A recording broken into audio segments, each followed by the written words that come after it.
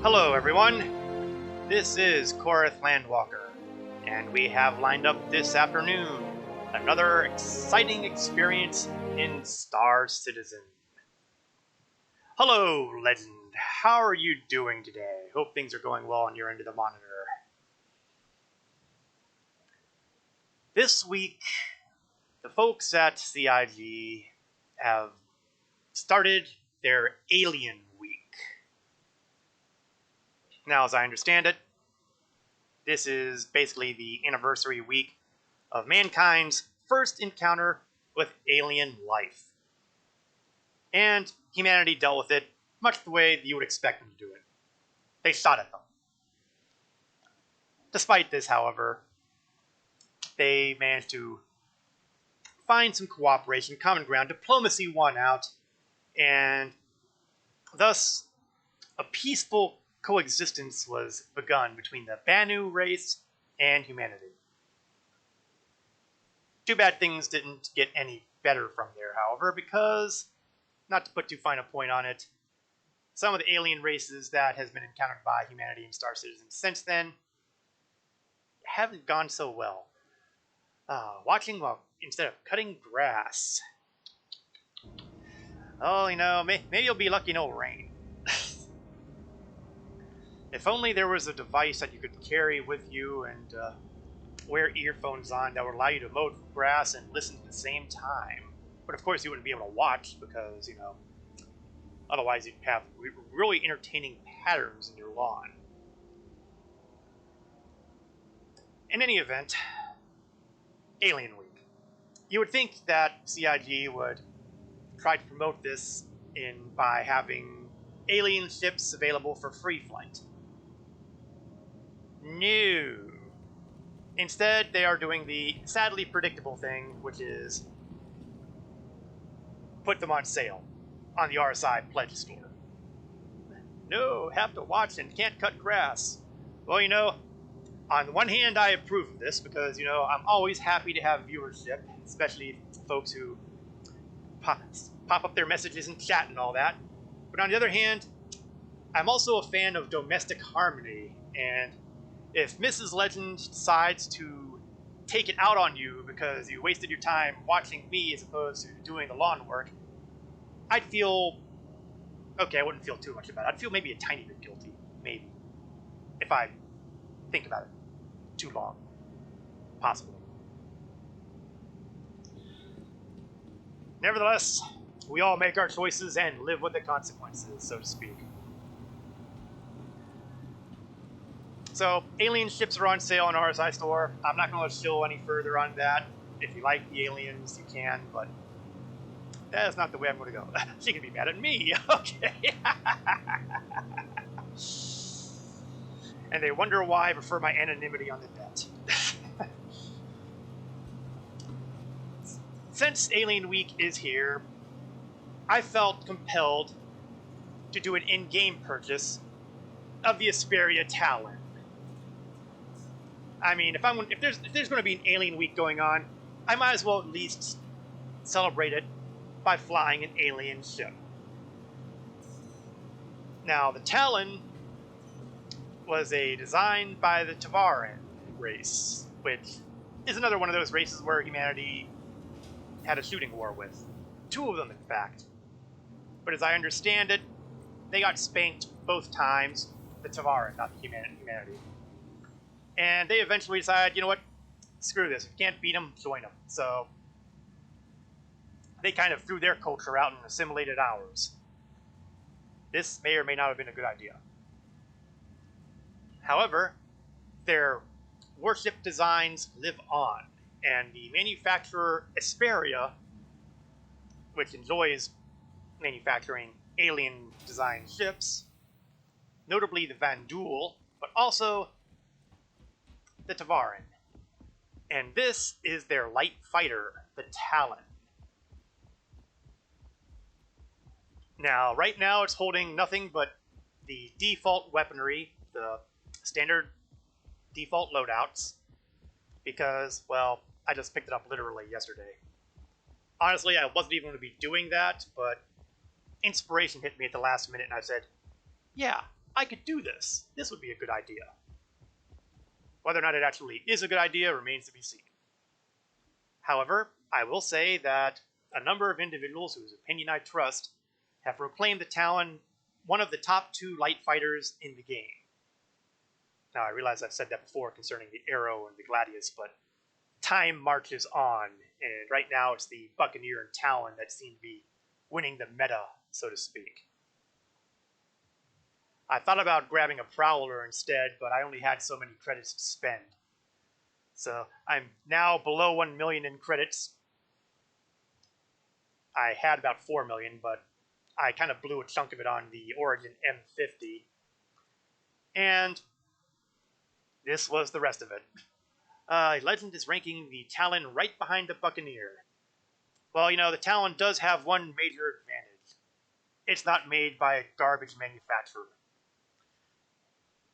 So, by that alone, I put Talon slightly above. Would have spotted me the credits for the ship for my stream? No, not necessary. It's not like I can't earn the credits in the game on my own. Especially since I have managed to recover from my character reset that I had to deal with recently, which meant I had to redo pretty much all of my licenses except, big shock, the extreme high-risk threat. Well, the extreme risk threat. And, well, I've had some issues with that because I've discovered that my heating on my engines is a little fragile. And by fragile, I mean it don't work. When your engines give out on you when you're trying to beat up a hammerhead, that's bad. Now, somewhere over here, here we go. I knew there had to be something to activate the cockpit. And as you can see, the seat comes to you.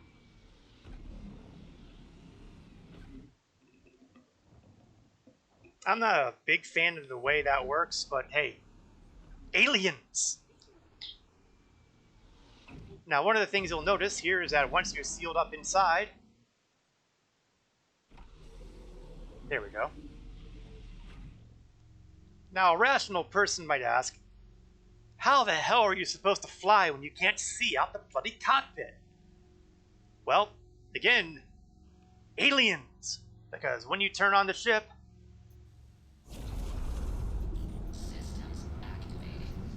magic happens. Basically, the metal in front of you turns into a display of what's in front of you. So the front of the ship is still nice and dark and armory and metally, but I can still see outside just fine. How is that for magic? Okay, it's not magic, it's technology.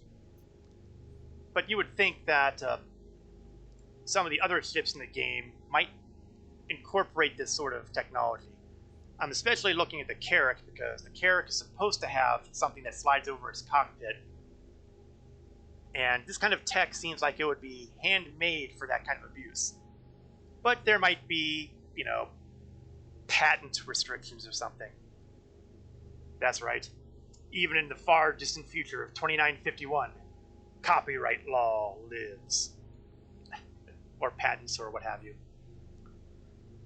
Okay, before we take off and start doing the thing, let's take a look at some of the features of the baseline Talon. Again, this is the standard loadout. I haven't changed anything on here, so if you're expecting the Uber build here, it's not going to happen. So we've got 4 missiles on here, all size 2s, all Tempest 2s, which I believe are infrareds. I'll have to double check later, but I'm pretty sure that's the case. We have a drift quantum drive, which is Hey, it's a stock drive, so I don't expect much out of it. All of its equipment is size 1, because light fighter. Weapons, the fun part. We have 2 missile racks and 2 gimbaled mounts. Currently, they're holding size 3 cannons. Now, I want to say that you can yank out those gimbal mounts and put on size 4 weapons, and that is probably something that I will do at some point in the future, because Hitting harder is always more fun. Of course, I lose the gimbals, but hitting harder is still more fun. So let's see exactly what we can do with this kind of loadout. I am not going to go insane and try to get my ERT license here in a light fighter that is, shall we say, under-geared, because that would be suicide. Or the next best thing. Honestly, this might be suicide too, but I'm going to do it anyway. We are going to try a very high-risk threat from Hurston Dynamics. Remind them that, yeah, I'm still happy to work for you guys. I'll just wait for the contract to show up here. Any time now.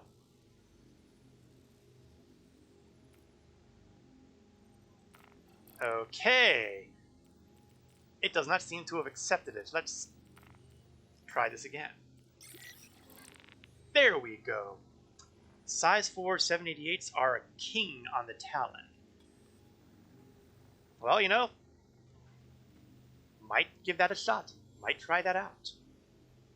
Of course, I'll have to be somewhere other than Hurston to do that, because Hurston only sells dominance and attritions. Attritions probably wouldn't be all that bad on here. You can get some size 4 attritions. And, of course, before I do anything else, always grab Call to Arms, because extra money is extra good. So, let us take a look at where my target is hiding. He's hiding over here. At Ida. So, let's take a look at the ship as we take off, because it's always fun to see the animations that occur when you lift up the landing gear on some of these things.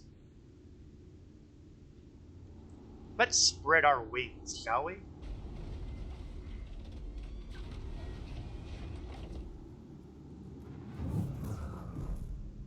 You know, I kind of expected more. There we go. VTOL buttons. So if it looks like a bird of prey sort of thing, well, it is. The Devarin are like that. They're kind of an avian species anyway, so it's not entirely unexpected.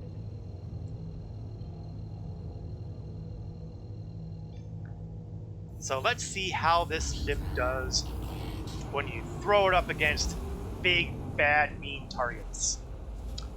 Let's see, I am flying cannons, so I think I want to overclock those bad boys. Whether or not I come to regret that later remains to be seen. Oh, hold on. Stop rotating. All I want to do is get my system tab back up there.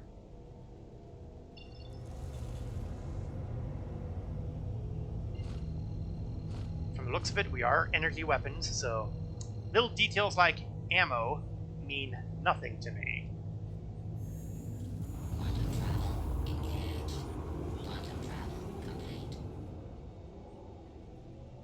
And of course I'm flying into the sun, which is going to make seeing those asteroids ahead really entertaining. Let's see how fast we can move the Talon here, shall we? We're going to crank this bad boy up to 1.2 kilometers per second. And it looks like I've made a contact already, and my maneuverability could use some work because I'm going way too fast. My target is a Valkyrie, which will be a good test if I can avoid slamming into a rock. Thank God for aero braking. Now that I've got that out of the way, it's showtime. Now, ordinarily when I'm flying a light fighter, I'm usually flying with repeaters, so this would be a tough fight, but I'm using cannons, which I usually don't, so I'm expecting that this will go a little more interesting. Now, one thing I have noticed regularly is that alien ships with their weapons, they do tend to, how can I put this mildly, overheat very quickly. That's actually the nice explanation. They overheat fast. That said, these aren't overheating nearly as fast as I'm used to seeing, so... And lightly, this guy is staying... Okay, having a little trouble staying on target here. That's my own piloting. Oh, I think he was trying to say something there, because something just popped up on my communications. Probably along the lines of, "Stop shooting me, you bastard." Yeah, that'll happen. Oh, too close, too close. Well, the good news is, I'm not dead.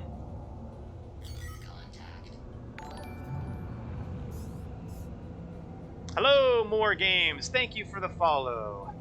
I am presently giving a flight on the Asperia Talon. Since this is Alien Week, it only made sense to fly an alien ship. So, I bought one. Well, in-game. It is not an expensive purchase. I think it's like 1.4 million, maybe. I gotta double-check the numbers again, because I wasn't paying that close attention. That's a problem of mine sometimes. But the upshot is, if it's Alien Week, I felt that I needed to fly something alien. And since I don't have any pledges for an alien ship, because, well, I am not that big a fan of flying alien ships. That's just me. Although I am perfectly willing to buy them in-game. So I did. Maybe next year I'll have a Prowler available to show off, because they're a little more interesting.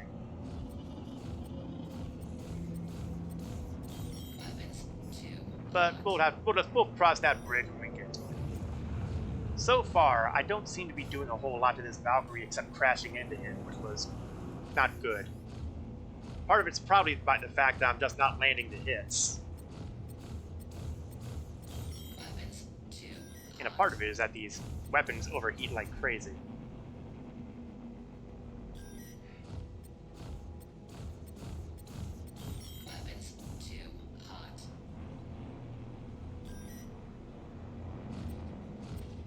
On the other hand, I'm not dead. So the way I see it, that's still a good thing. Even though I've got an ad that's shooting at me too. Grab some 788s and then do a bounty. Yeah, that will probably come next. But first things first. I hate to leave a job unfinished.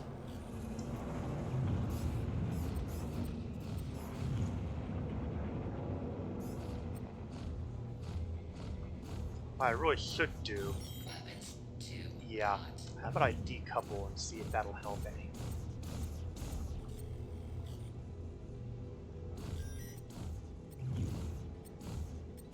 Stop overheating my guns.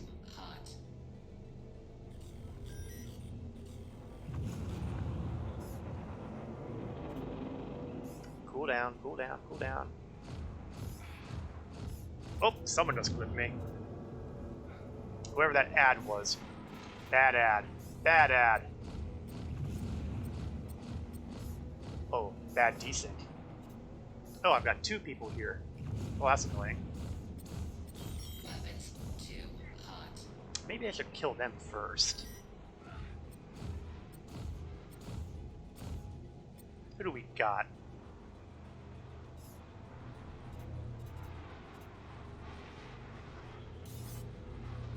We got... Oh, I'm not seeing my... I'm getting Okay, what I've got to clearly do is swap over that display from communications to target, because... Oh, there we go. Gladius variant. Okay, if I can't take out a Gladius variant with this loadout, then I deserve to die.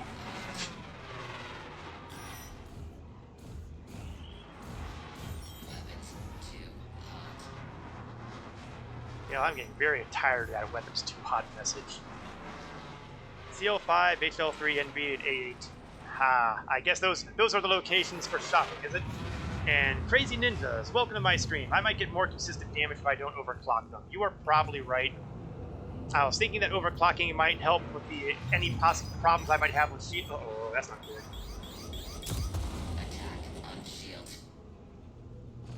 But it seems that perhaps that was not the smartest move I could have made.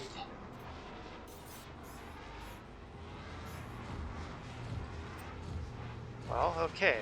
Here's what I'll do then. How about I take advantage of the fact that I'm a fast ship, and we'll put some distance between me and the bad guys, and that will give me some time to turn off the overclocking.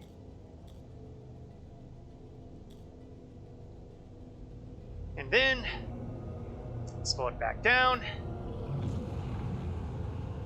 reacquire, and prepare to fight. Yeah, I know you always overclock, Legend, but you know, I'm getting tired of hearing those overheating messages.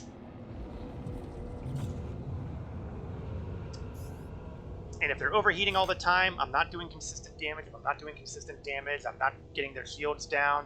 And if I'm not getting their shields down, then I'm helping the odds of them killing me first.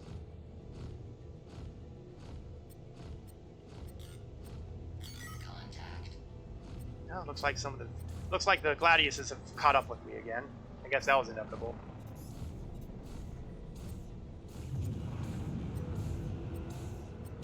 Weapons too hot. Okay, well, there's the overheating message again. Weapons too hot.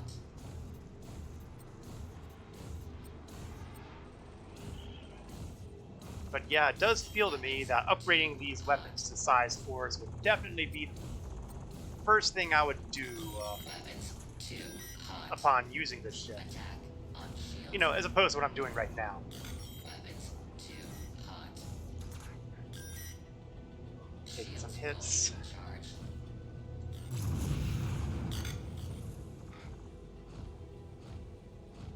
Now the good news though is I was doing damage to that Valkyrie, or at least I was getting through the shields. Weapons too hot. Still taking hits.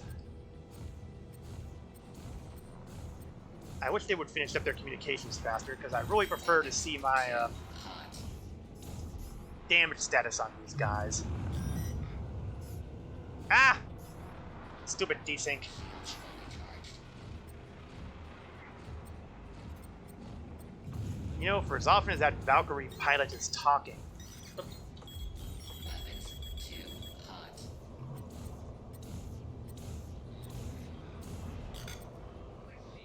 okay, you know what? Maybe it's time I give them a little taste of missiles too. Locked. Two can play that game, my friend.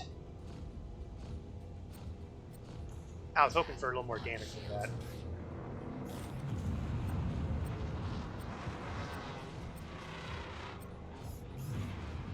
Stop desyncing! OC isn't bad, overclocking isn't bad, but if you're not blowing them up within the first 5 minutes, you risk breaking your weapons. Yeah, I can't argue with that logic. Or worse yet, breaking some other part of your ship. I've been trying to do ERTs in a Hornet, and I keep breaking my engines. And that was after I upgraded coolers. Wasn't happy about that at all. Shields fully charged. I will have to rethink my strategy towards ERTs.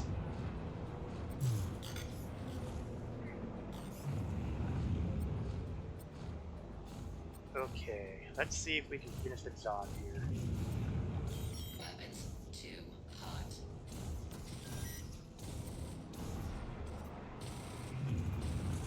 Attack on shields. Funny thing is, it looks like I've taken out his front and his back shields, but he is still holding... Target friendly. I correct myself. Too hot. I think it looks like we broke his ship. Not saying it can't happen, but he always overcharged and never broken a weapon.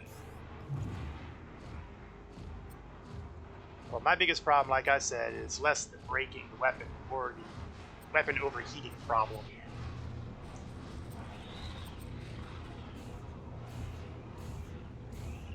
I guess it's one of the reasons why I like the attritions.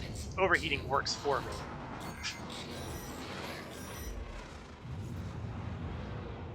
So now I should be able to just take out these Gladiuses and call this a win.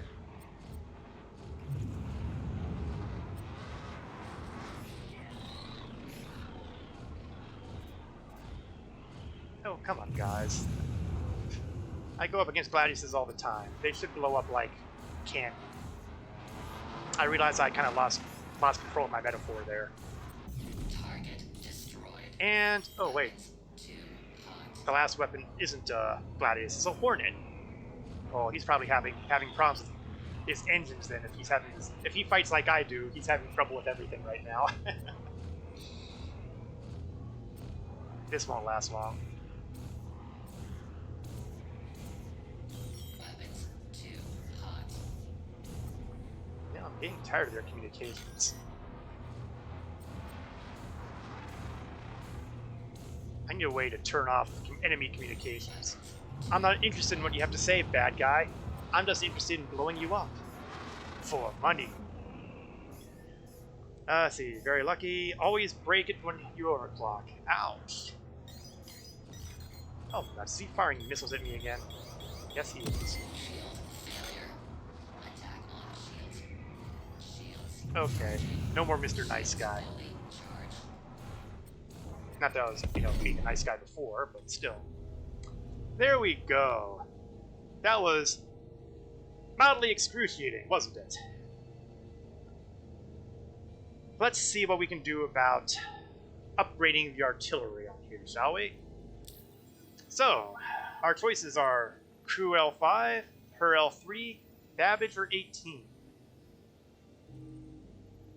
Unsurprisingly, it looks like most of my options suck as far as distance goes. Let's see.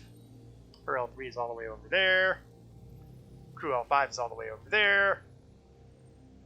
That leaves Babbage or 18. And, both of those are moderately awful, but Arc Core is slightly better. So it's off to Area 18. And incidentally, no, it's not off to Area 18 because, oh wait, no, I'm sorry, I am okay. Bloody red lettering. This is what happens when you're flying alien ships. They like to overdo the color red. So when I see that everything's in red, I automatically assume that it's telling me I don't have the fuel. Except I do have the fuel because I can do simple math. Ugh. They're screwing with me. That's the one thing I hate about most of the alien ships. They like using the red heads-up displays. Quantum travel. And since we're flying, let's see, is my ship falling apart yet? I actually seem to have everything still attached, which I'm kind of surprised by. I've heard stories about how parts of the wings like to break off with almost no provocation. Incidentally, the neat thing about flying alien ships is they have their unique quantum drive effects. So when you're quantum traveling in a Talon, you get this effect as opposed to your standard quantum effect. I believe you get the same effect if you fly the Prowler. The Banu Defender has a different one. And I can't recall what the Van Duel variants are like, although I suspect they're like this because they are being manufactured by Asperia as well. But don't hold me to that. But the Banu ships are ships that are self-constructed, shall we say. So they have a very distinct effect of their own. I'm going to be very interested in seeing what the recently announced Xi'an cargo carrier, what kind of effect they'll have, because they are a Xi'an design, and the Xi'an are one of the other alien races that are theoretically in the game.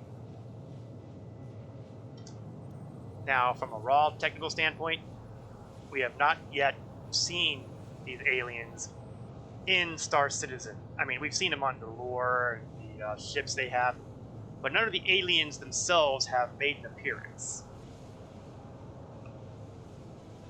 Outside of, shall we say, a specialty helmet that was earnable last Halloween. That's right. Last Halloween, you could get a helmet that was shaped like the head of a Van Duel, who are the current enemies of the United Empire of Earth. And I believe that will be driving the storyline of the Squadron 42 single-player game that will come out sometime in the unknown future.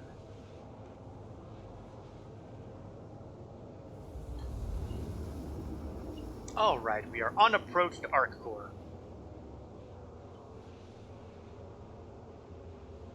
Of course, it occurs to me that maybe I would have been smart if I checked to see if I actually had 788s available in my general inventory. I don't think I do. I could have, if I do though, I'm going to kick myself because I could have saved myself a trip. Of course, there's also a good possibility that the 788s, if I have them, are probably on another ship that I'd rather not take them off of. Better to do it this way.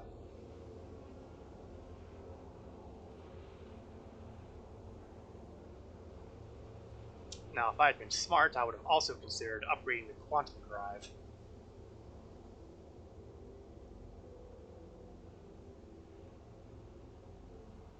No biggie.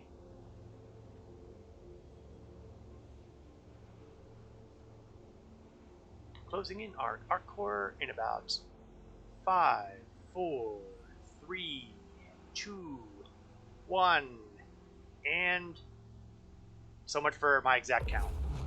Quantum travel complete. Luckily, the good news about having such lousy stock quantum drives is that their cooldown is blindingly fast. Well, that plus, you know, the fact that they spool up pretty quickly because they're small.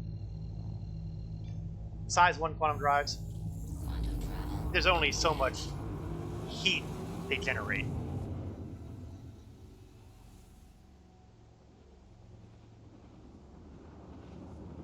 Now, as always, the biggest goal here is to land in Area 18 without getting caught by their autopilot and smashed into a building.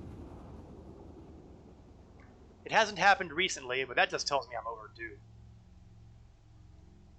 I've also never been really thrilled by the quantum beacon not being at the spaceport.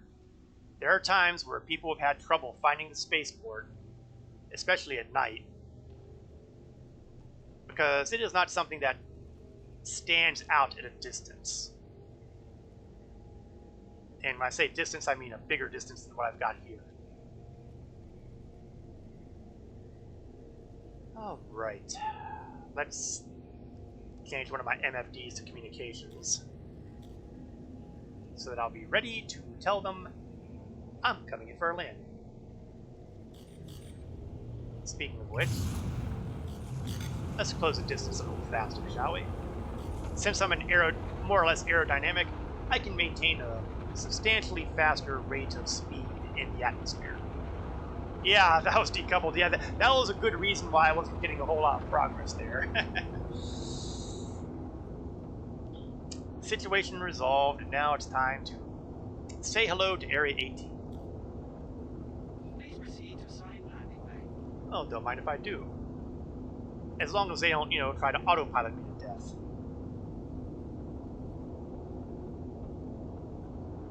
Looks like it's going to be a side hangar. Okay, we'll kill the cruise control and start slowing it down now.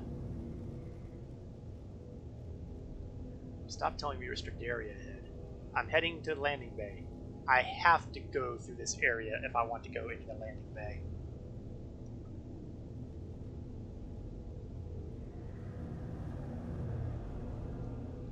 Okay, straighten myself out a little bit. Get the VTOLs up, landing gear down. Drop my speed so I don't, go in here too fast and smack against the back wall. That would be exciting for the folks in the control room. He's coming in too fast!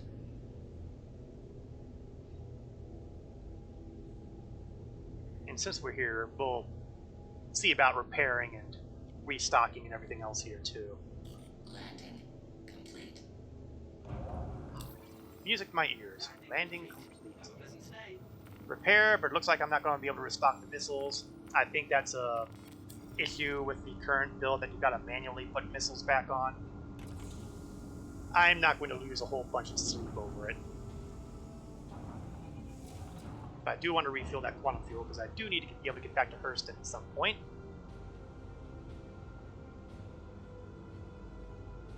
Engines off. Systems off. Ah! What happened? All I wanted was to get out of the ship!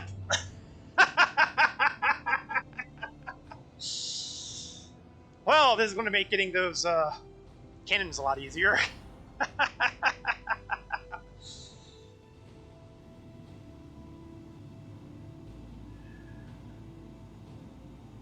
Okay, well, wasn't that exciting.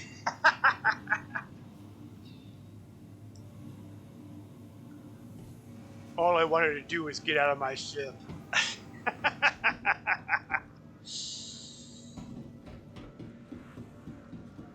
They're never going to believe me when I try to claim this on insurance. Yeah, I got a problem with randomly blowing up ships. Yeah, usually I find this kind of problem with ships with a ramp most of the time, but it's rare that I try to get out of a cockpit and have it blow up from that.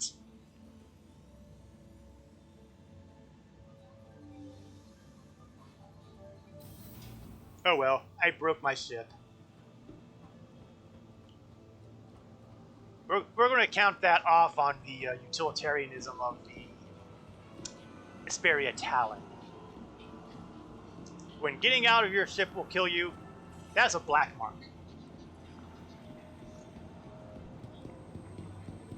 Alright. Now, there are two places to buy ship weapons in Area 18. One is Center Mass, and one's Dumper's Depot. I'm going to play the odds, and we're going to check Center Mass. Let's see how accurate that is. If I'm wrong, well then I'm going to have to work out where the heck the Dumper's Depot is here. I always have to double check myself because I can never... Okay, I got it in my head now, I should be okay. No wait, I'm thinking Astro Armada, that wasn't the same thing.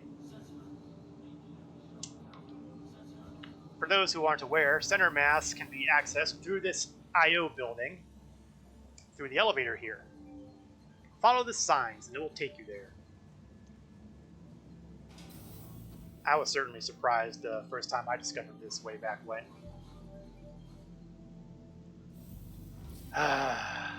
Of course, now we're running into another problem, aren't we? Like, now that I think about this, I had this problem either the last stream or the stream before that, where the bloody Astro Armada would not... Sorry, the bloody elevator here... Okay, I have a display now.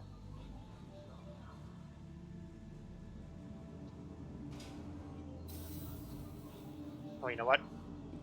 Dumper's Depot it is. We're not risking Center Mass again.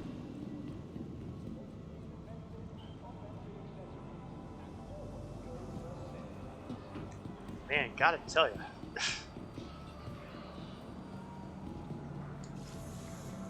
They need to do something about that elevator there if they want to have people shopping at their Center Mass. Okay, I'm pretty sure I just took a wrong turn here because I'm pretty sure Dumper's Depot is on the floor below. Yes, it is. But I think there's... Oh, no, I was close. Well, I guess close is kind of an astronomical term, close. But I think there's... Yeah, there we go. If I go around this way, I should be able to take the stairs down.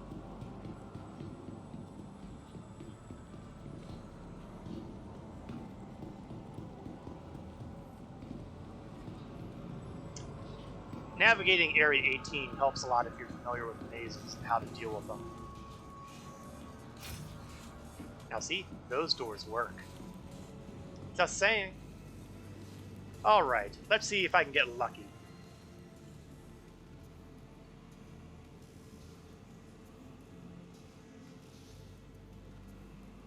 Anytime the display wants to come up.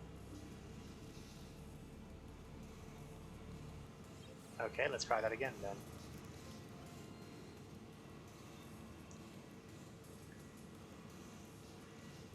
You know, I am beginning to suspect that the Stanton star system does not want me to get 788s.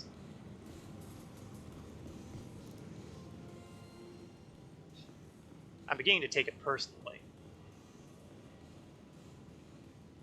I mean, let's look at the evidence here. First thing that happens is I explode the moment I touch down on Area 18. Then the elevator at the IO tower refuses to let me into center mass. Now the dumper's depot is not bringing up any displays to sell me anything. I don't know about you, but this is making me pretty suspicious. Oh, you're pretty sure they're at center mass anyway. Well, obviously, Area 18 is not going to be good to me. I have chosen poorly.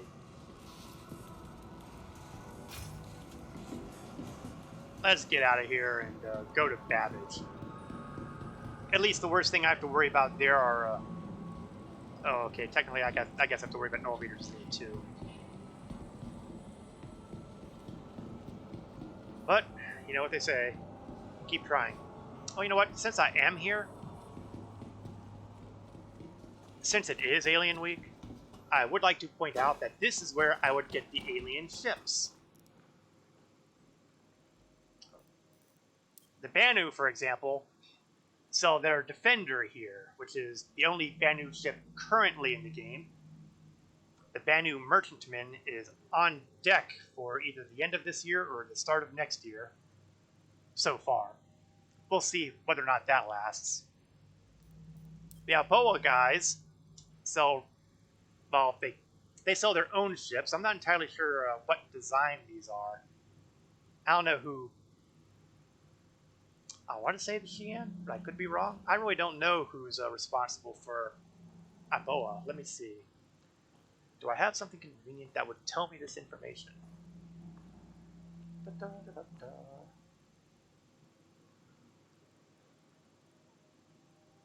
Of course, it would help if I were looking somewhere else. It can wait. Other than being willing to take our money for ships, is there anything in-game for Alien Week? Well, Legend, I'm glad you asked. The answer is no. I know, sad, isn't it?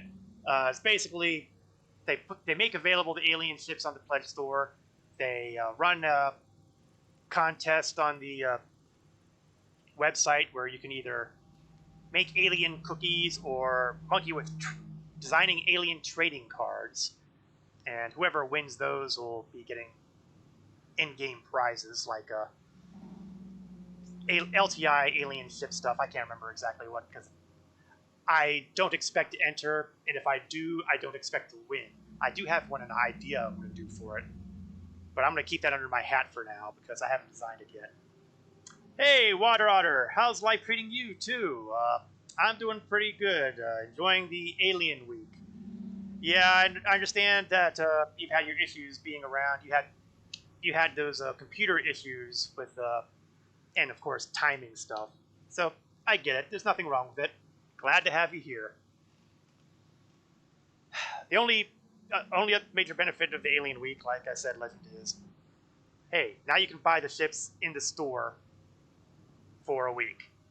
And then that'll be the last time you see those available until probably the Expo in November. But luckily, some of these ships are available in-game. We've looked at the Apoa, which has basically the racing ship and, well, more of a hover bike, and this interesting little design, which is a light fighter that, honestly, I just can't get my head around this one.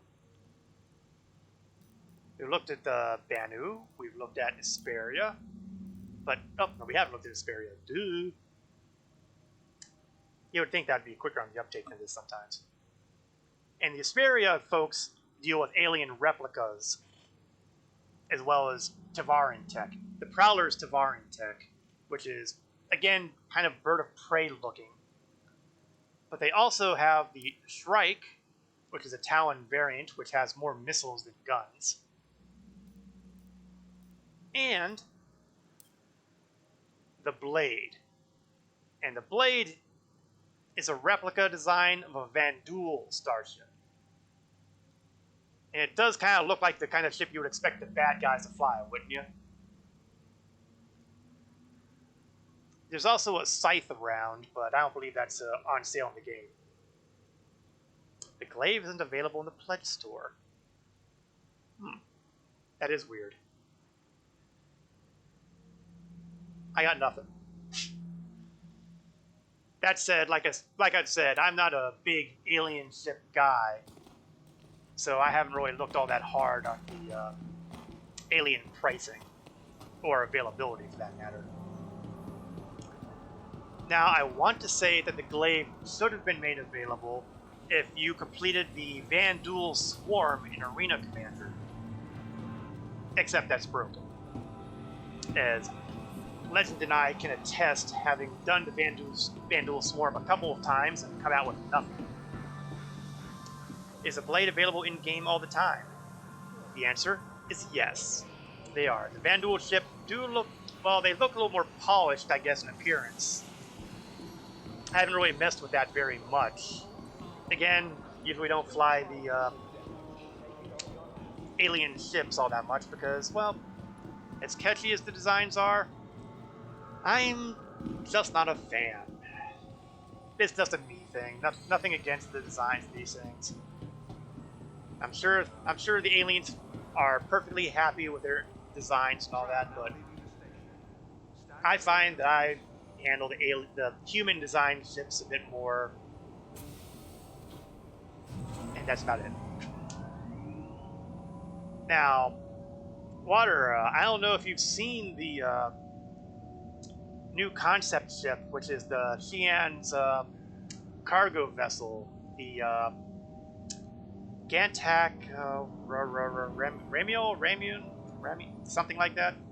But it looks comparable to the Hull series of Misk, and being a cargo-oriented guy like you, I would imagine that you would have some opinions on that if you've seen it. It's not likely to appear in game anytime soon, obviously, because it's a concept ship, and it's certainly not on the roadmap yet. But it looks comparable to the somewhere between Hull B and Hull C, I think. At least that's the way it looked to me. I've seen a couple size comparisons, and it compares well in size with the Carrack. Haven't seen it? Well, you know, somewhere along the line, if you happen to be on the CIG's website, it'll be there on the front page on one of those scrolling things. Ah, nuts. Did my, Okay, good. For a minute there, I thought my video display had died and I'd lost my stream again, but we're still good. Last couple weeks, I've had some issues with the streaming software more or less barfing up on me. Oh, great. Lag spike. Ah. But I'm hoping that I've arranged for things to not cause me problems this week. In fact, let me double check to make sure those things aren't causing me problems this week. Okay. Moving along.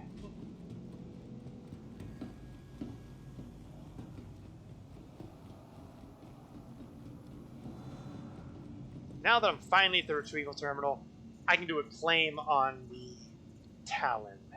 Let's see what claim times are like. 13-minute delivery time. What's our expedite time? Departure and arrival boards conveniently located throughout the spaceport. 2 minutes.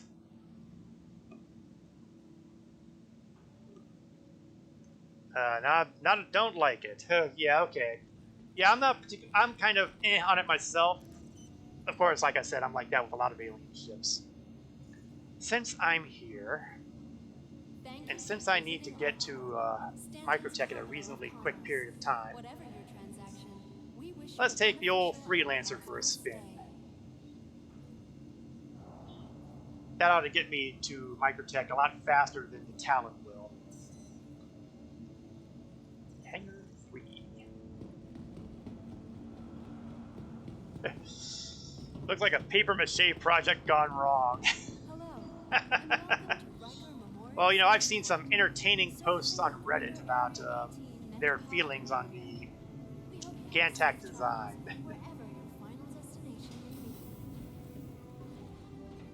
Now, an interesting fun fact here is that the Xi'an influence was also originally going to be applied to the Freelancer. Apparently that they had some say in the design of the Freelancer, or maybe they hired some techs or something, I don't know. But those engines in the sides and the back were supposed to rotate down in kind of a VTOL kind of manner. At some point they threw that out the window though, so I don't know if the whole Xi'an influence is even involved anymore. But that's an interesting look at the Freelancer history.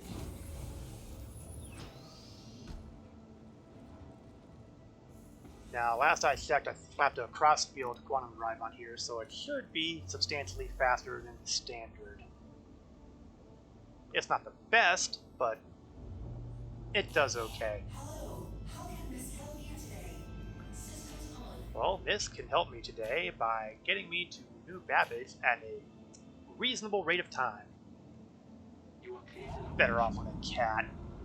Only in cargo capacity, because until recently, the Caterpillar was the Lord of Cargo. Unless, of course, you're talking about the comparison to the Gantac design, at which point, nah, not happening. I will take my Hercules C2 over a Caterpillar any day of the year. Launch sequence completed. And we are up and out. Let's hope I avoid the autopilot. Landing gear out. I am a old school fan of Freelancer. Does a little of everything. Doesn't do everything great, but it does a lot of everything. Gotta catch them all. Yeah, the next Holy sale is probably going to be looking at November, because I don't think I've ever seen the whole E on sale outside of the November Expo.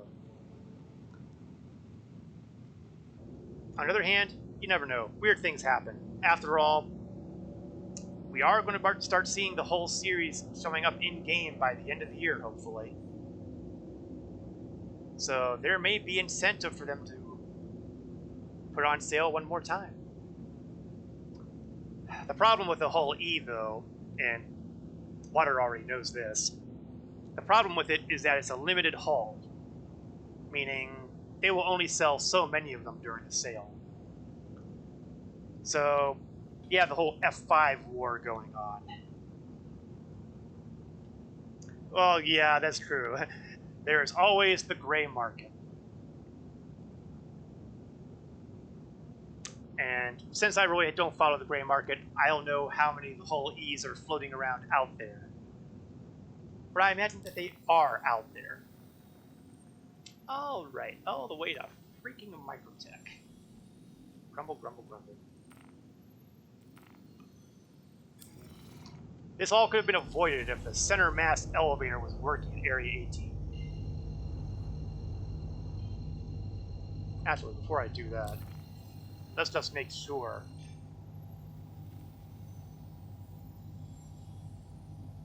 You know what? You know what? I think her L3 is actually going to be marginally closer. Yeah, we're going to go that way instead. Plus, as a special bonus, I don't have to worry about planetary gravity. Can you buy the Hercules C2 in-game yet? Not yet. I'm predicting November, because I know there are a lot of people who are predicting that the Hercules will show up in-game for in-game purchase in the next 3.14 patch, but I don't buy it. I think it's way too soon for that to happen. I think we're more likely to see it show up available for in-game purchase around the November area. That's my prediction from a completely uninformed and unenlightened point of view. Water had the choice between the E and the Heptopillar. Well, honestly, Water, I would have gone with the E, because you can always reclaim your Pepto Pillar. And he refers to the Pepto Pillar because water has, I hope you don't mind me outing you on this, but you've already admitted it pretty much on stream here. He has one of the best in show versions of the Caterpillar, which means it is a glorious pink in color, which has gotten him ripped a few times, the Org. On the other hand, you can't say it doesn't stand out. It pays to advertise, as they say.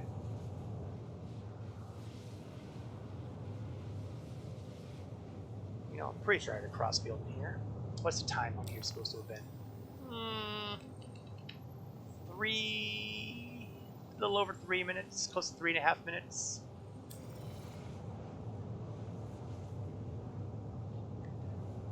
Of course, that said, I'm pretty sure that the E was a lot more expensive than the Pepto Pillar, so, you know, financially speaking, I think you made the right move.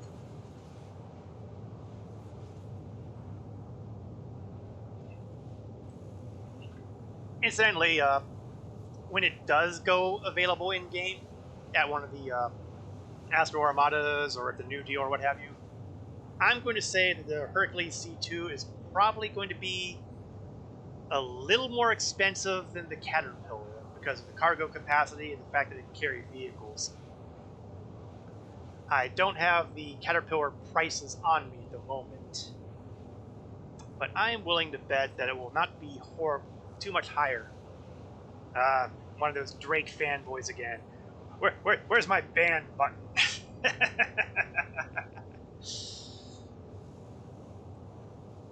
Really, who would take a Drake ship when Hercules is available? I mean, seriously.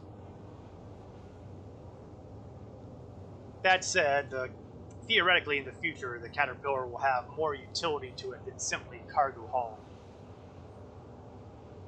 However, that's as far as it's going. Oh man, the war goes even worse. Pepto Pillar forever.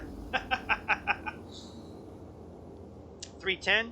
You mean 3.1 million there, or I don't know. I don't have the various spreadsheets and websites in front of me, and I only have so many screens to play with here without potentially crashing my stream. So best that I hold off on checking numbers. But I could see that Hercules going in around 4 mil. I just can't prove it. Okay, let's point to the station.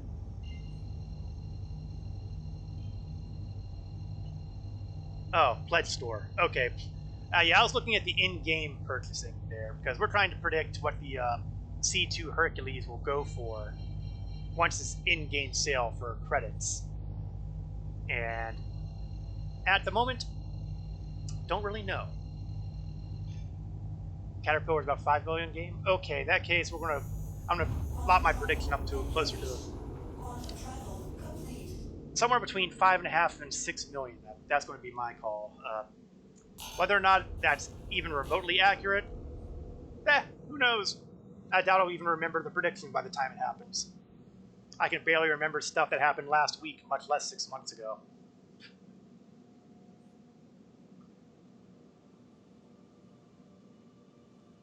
I will say, though, that the C2 is definitely worth it.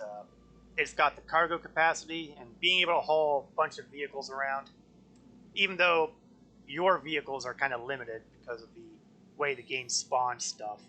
Yeah, we didn't do well last time when we were guessing ship prices. Yeah, that's the truth. Okay, communications.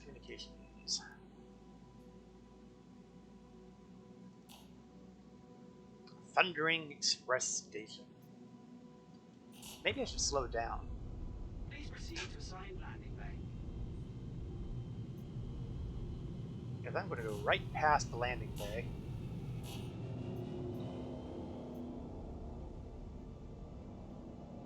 Well, maybe not.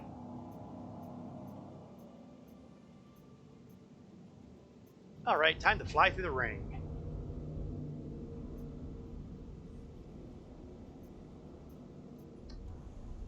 fine. I'm actually in the right attitude, shall we say. Meaning, relative to me, it is below me. Which is where I want it to be.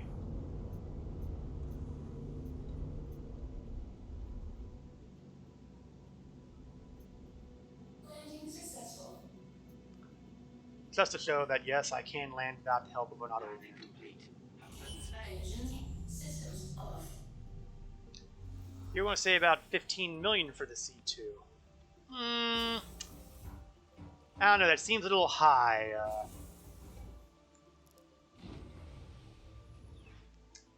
Might be a little high of water on his part, 7.5. I seem to have missed a few things, don't mind me. Waters predict 7.5 to 12 million. Legends figuring 7 million. Crazy Ninjas is about 15 million. I really should write these down just for giggles come November to see where we're all at. Sacrifice a little cargo room for the land vehicle carrying ability. On the C2? What cargo room? We don't... Oh, are you talking about the Caterpillar?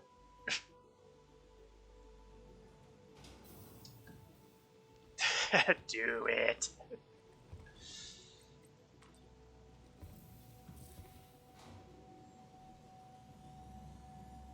Now, all this said, cargo hauling is not the big moneymaker in the game right now than it has been. And once 3.12 had landed, cargo hauling got smacked hard. And it's never really recovered. It did have a brief resurgence during the Invictus week, but that was kind of temporary.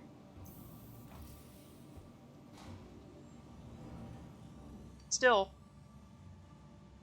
it's a nice way to, make a little bit of money without doing too much abuse. As a general rule, you don't have to worry about being shot at or shooting people while you're hauling the cargo around. That's the general rule. That's not exactly a hard and fast rule. Ah, good. I did find it right. Alright, here we go. Let's see what we've got. Guns. I believe 788s were the goal here, and I've got room for 2.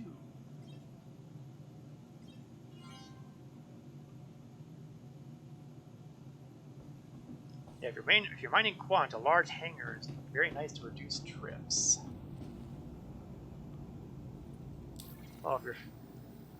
Well, in that case, you'd be looking more along the lines of the large. Won't place a sea until trading and hauling is fixed.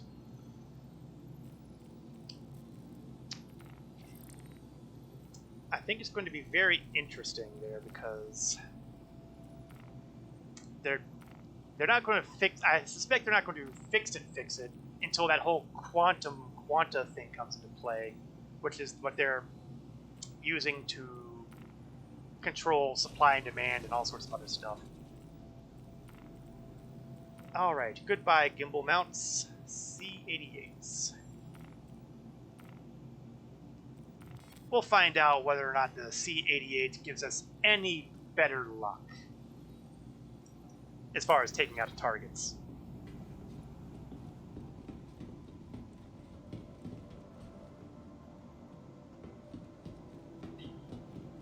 Now, the bad news, though, is that your average bounty target does not actually exist in Area 18. Well, sorry, not Area 18. This is actually this empty space. You know what? If I am at a space station, then that means I am probably closer to Crusader. So why don't I pick on the bad guys over there instead?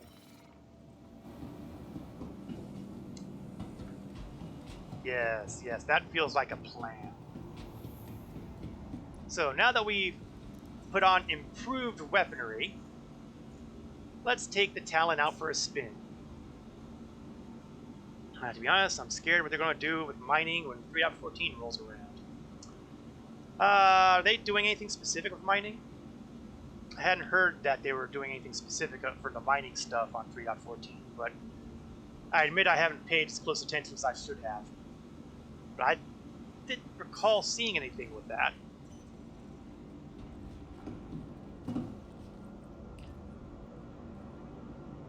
If they leave well enough alone, it should be okay.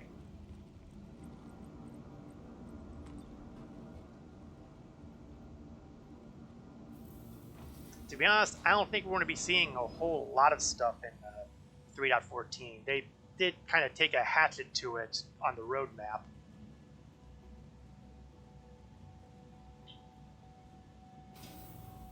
I think we'll be looking at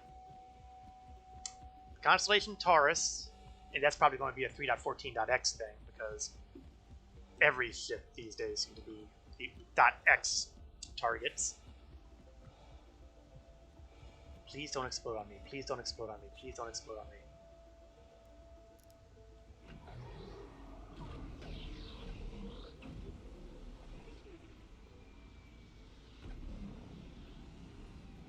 So far, so good.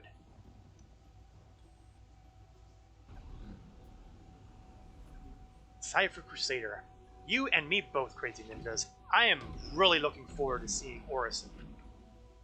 I mean, I just like the idea of the whole Cloud City thing, even though it's not, you know, Star Wars Cloud City thing, but still, you gotta figure, you're in the middle of a gas giant. It should be something that looks really awesome just to stand around and look. Systems activating. Systems on. And, you know, that's probably one of the main reasons why you got people who are saying that the C2 and all that will be available for the next patch, because they're probably figuring, wouldn't Crusader be selling Crusader ships? And there is certain logic to that. I just think it would be really unusual for them to do that this soon after the release of the ship. Every other ship they've released has been usually about 6 months before they make it available for in-game purchases. Thank you. And please visit again. Get excited for having half the frames per second you got now at best. Now, let's not be too pessimistic about the outlook there. I think it's perfectly possible that it won't be any worse than, say, Babbage. Let's hope it won't be any worse than Babbage.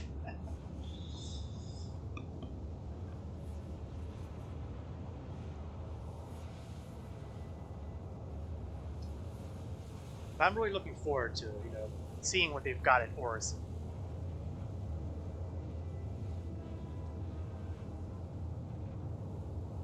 It might just be the new hub of operations, honestly, because it's the second area where you find bounty hunting missions. I mean, Hurston has plenty, but you also got plenty at Crusader. Or really, Hurston and Crusader seem to have the widest variety of missions available to them.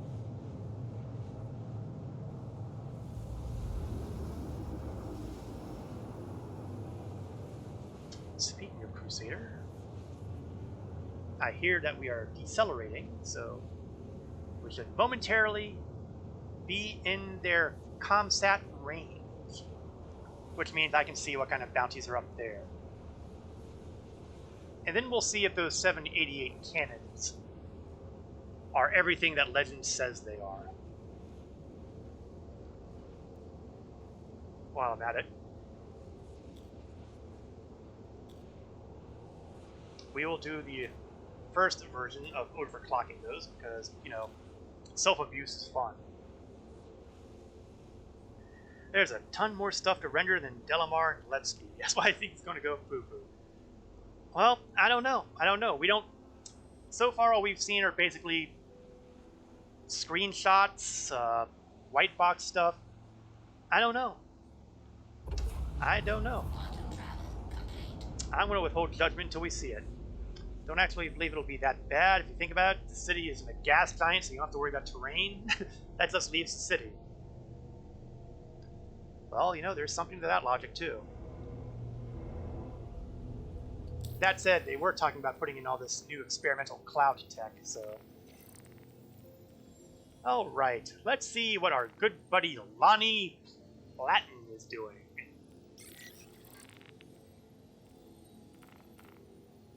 And of course he's at Yella, because, you know, Yella is where all the bad guys like to hang around, because that's where the Grim Hex space station is. And Grim Hex is the home of scum and villainy in the Stanton system. If you want scum and villainy, the first thing you think of is Grim Hex. Quantum travel complete.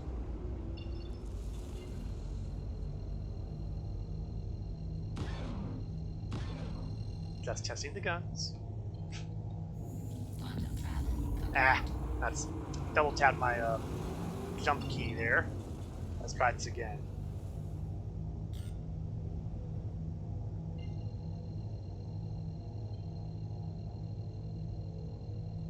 Sometimes the little hitches with the quantum travel drive me more crazy than anything else in the game. You get yourself spooled up, you get yourself aligned, you hit the button to enter quantum travel, and nothing happens.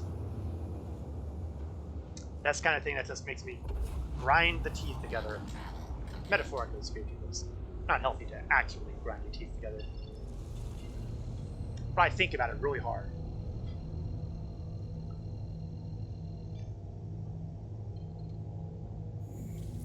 Oh, right. And once again, I am flying into the sun.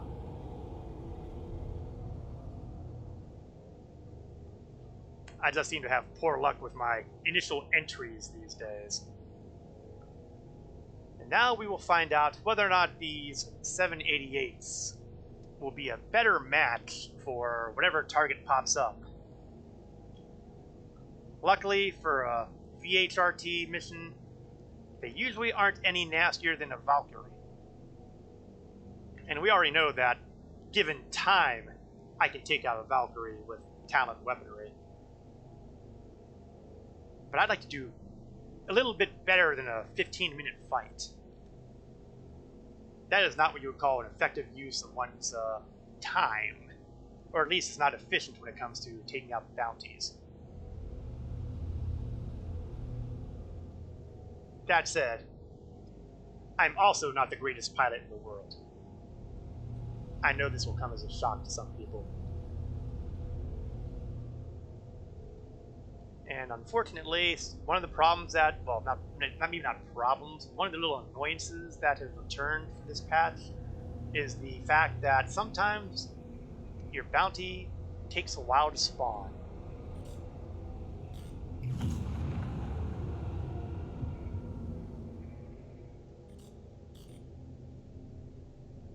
So we're going to just kick back, relax, break out. Oops. Maybe I won't be kicking back and relaxing. That'll teach me for making clever remarks.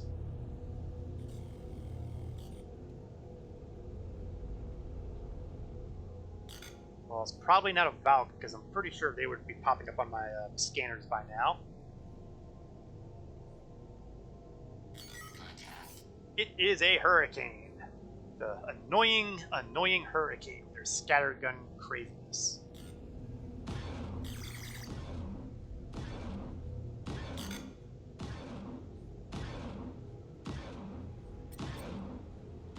Weapons too hot. Ah, yes, the familiar story of weapons too hot.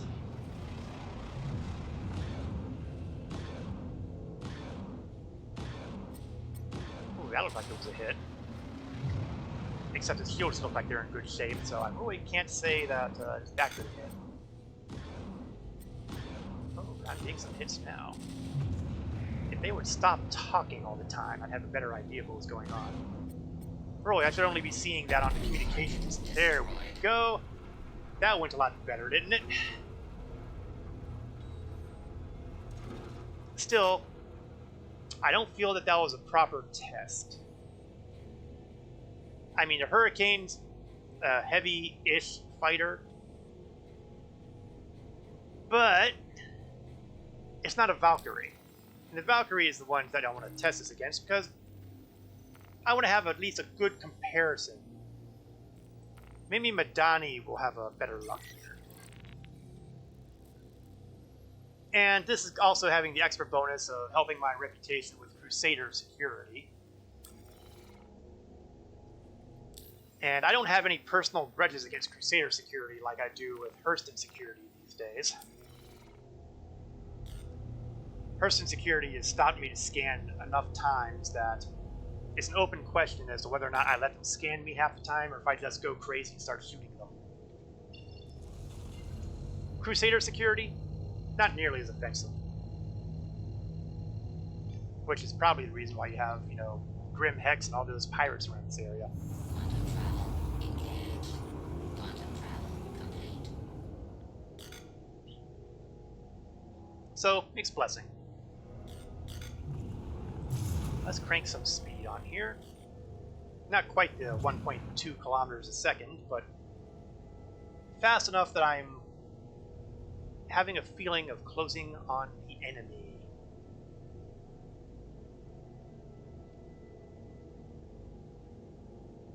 Now, if this doesn't fly very well, if I don't have a Valk on this mission, then I'm just going to grab one of those North Rock group bounties.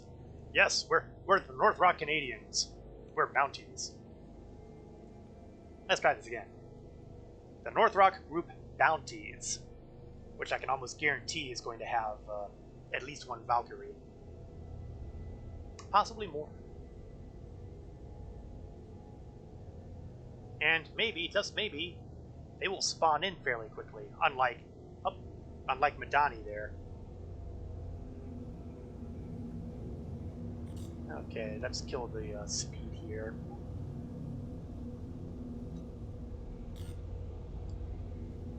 Now I find it interesting that you go to a bunch of these asteroids here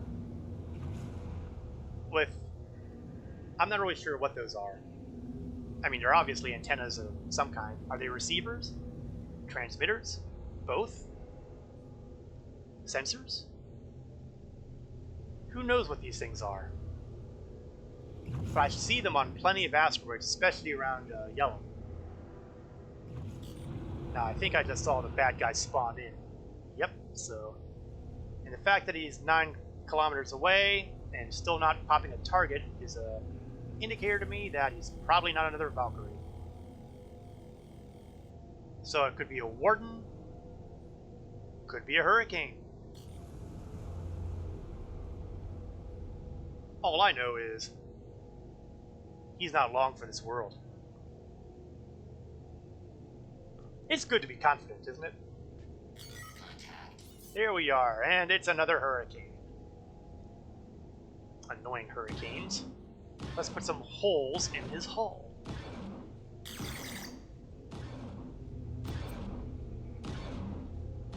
Weapons too hot. Yes, thank you for that reminder about my weapons. You know, if you're going to communicate with me, use communications on a communication NFD and not my targeting NFD.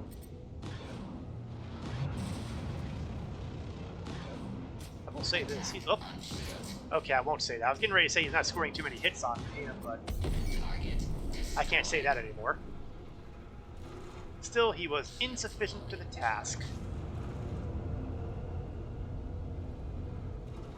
But still, there was no Valkyrie there. So we are going to have to kick it up a notch.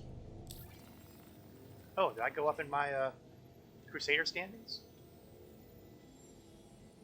No, I did not. What are they bothering me for? So... Okay. Well, that's an HRT, though. They're probably not going to have Valkyries. But let's find out anyway. Am I rocking the stock Sucherons, or did I change the shields up? Well, hello, Droplet. The answer to that is, good question. I don't think I'm flying a Talon right now. I don't think they have Sucherons, do they? I thought those were the Banu Defenders stock in trade. I'm using Soldroth.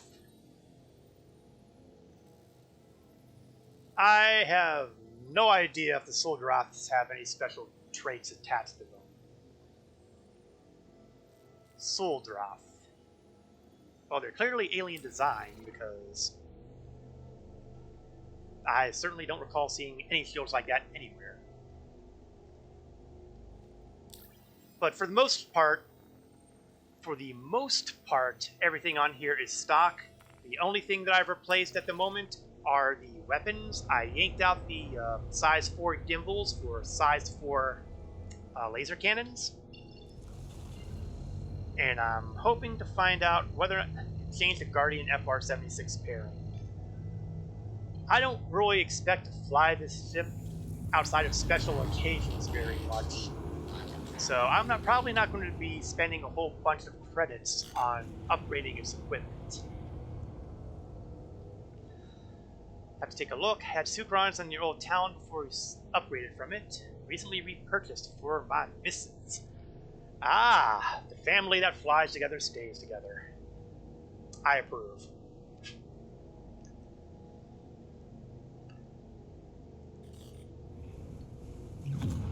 Yeah, again, I gotta double check on that. I'm pretty sure Sucron was on the Banu Defender. I didn't think they were on the Prowler, but they might.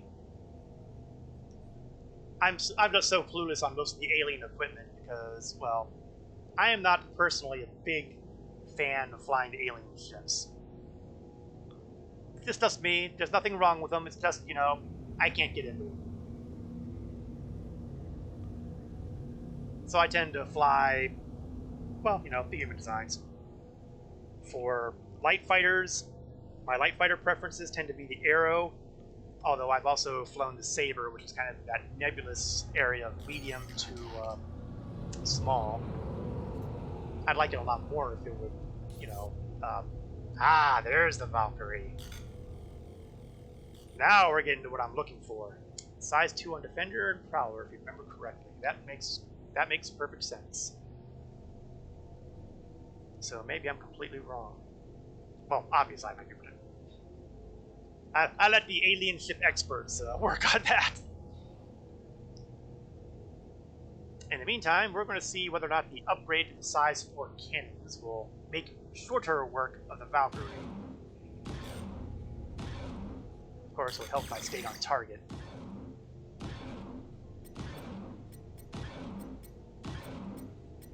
Okay, let's get some little more maneuvering here before he turns me to Swiss cheese.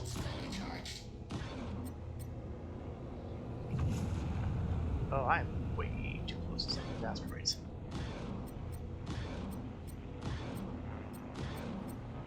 Well, I'm getting hits, that's good.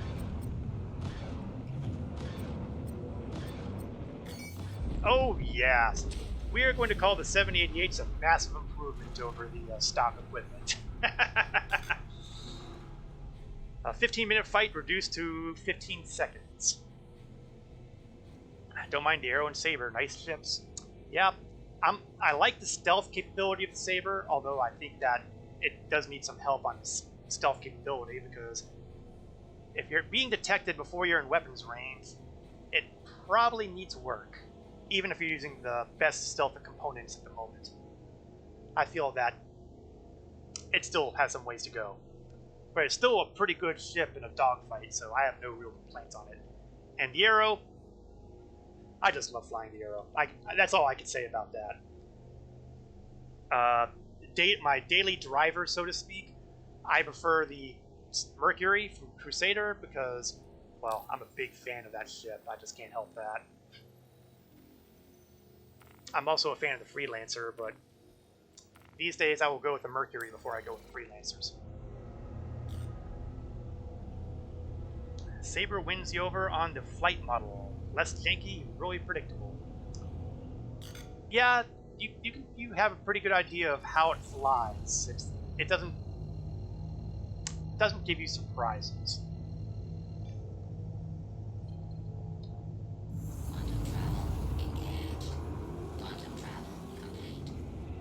Alright, who will be our next contestant? Madi Butcher Liriano. MSR is Gordon's great daily driver, Hate to walk to the cockpit. 600i Explorer is your daily driver. 600i is a great ship. Is it the Explorer variant? Oh yeah, you said the Explorer variant. I can read. Now, the walk to the cockpit to the MSR has been mitigated a lot since they've managed to get the sensors working, so if you open up the door and turn off the sensors, the door will stay open. So, after your first walk to the cockpit, presuming that you don't store the ship anywhere, it will be a straight shot, all open doors, if you want it to be.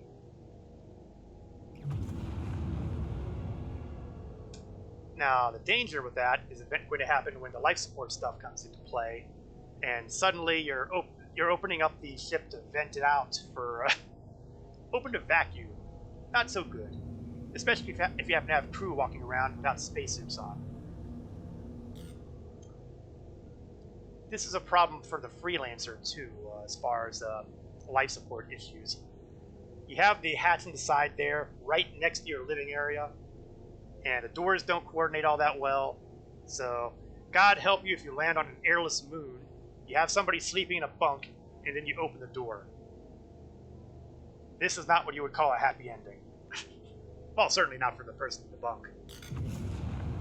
I'm far too far away from that target. Let's get a little closer to them faster.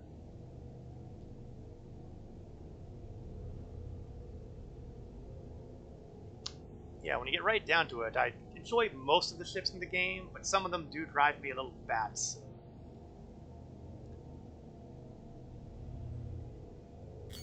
There we go. The Starfarers, for example. Talk about rough flying. Slow, awkward. I mean, I can understand it. It's a fueling ship. But man, taking off from a planet or moon. Target destroyed. Rough. Yeah, the bloody maze too. Yeah, that interior. That was clearly made by people who have no concept of Euclidean geometry. It's like H.P. Lovecraft designed a starship. Okay, maybe it's not quite that bad, but oh, it feels that bad.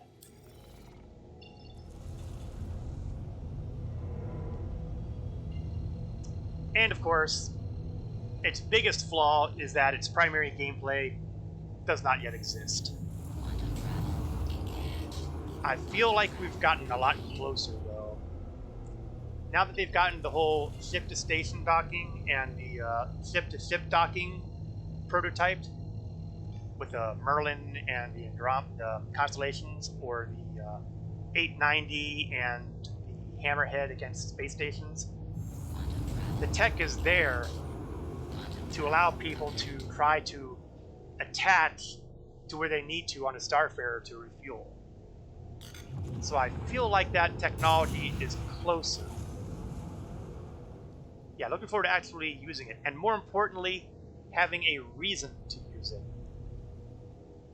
And I think a good portion of the reason to use it is going to come when Pyro comes into play. When the star system Pyro comes in, it doesn't sound like there's going to be a whole lot of what you would call safe harbors.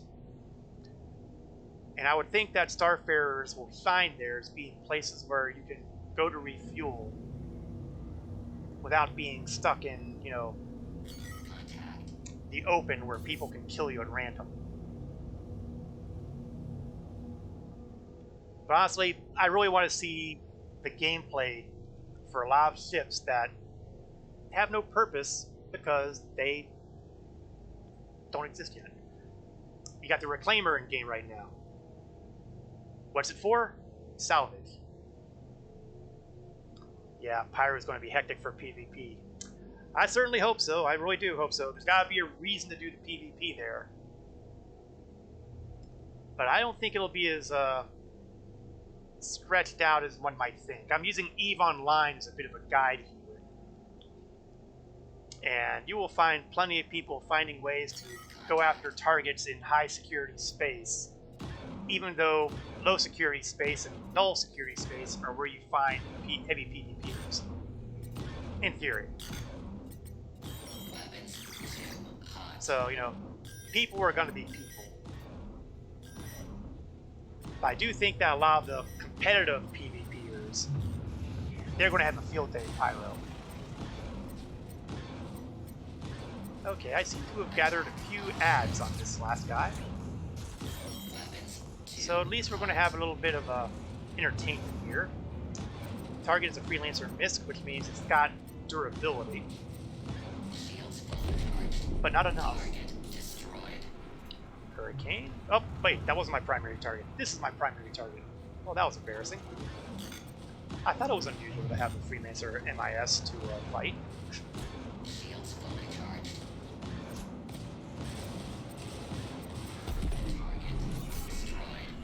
And that leaves... Oh, Drake Buccaneer. This will be satisfying.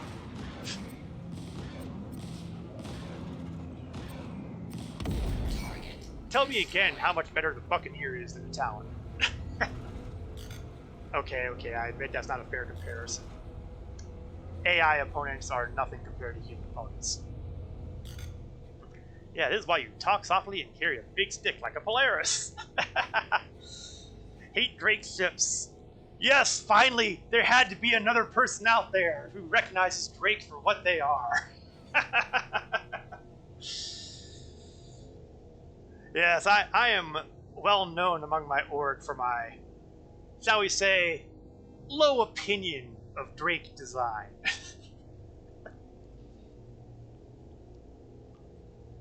I seem to have succeeded in the stuff in this bounty. I've got exclamation point telling me that something is going on, but nothing is actually happening. Why do they keep giving me the exclamation mark?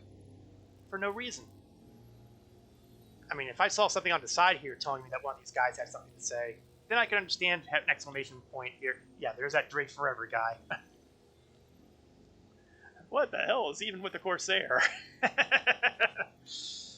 Reminds me of that one chunk of hair that won't stay down.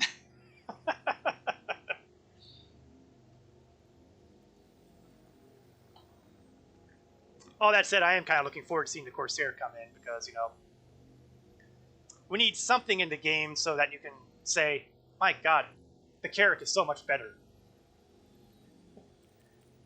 I'm bad, I know. It's a character flaw. I have many of those.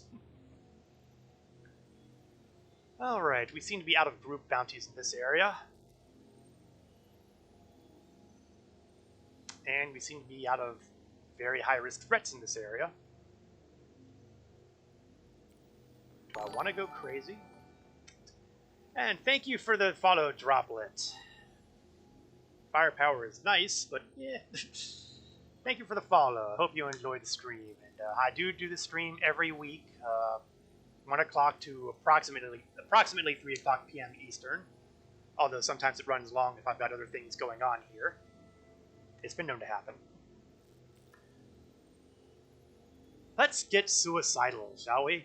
Why don't we push this to the ultimate in absurdity? Okay, well, on the other hand, the ultimate absurdity is over in Hurston. Let's not go with the ultimate absurdity.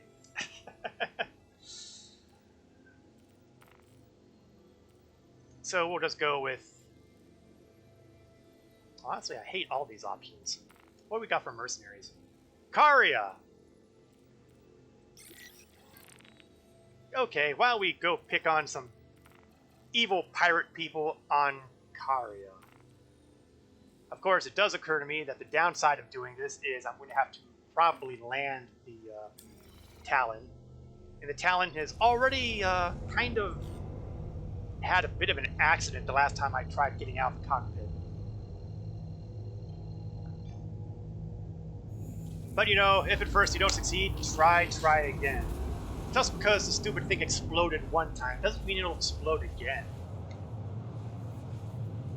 And I wouldn't possibly be taunting Fate by mentioning this, because I'm sure Fate isn't listening.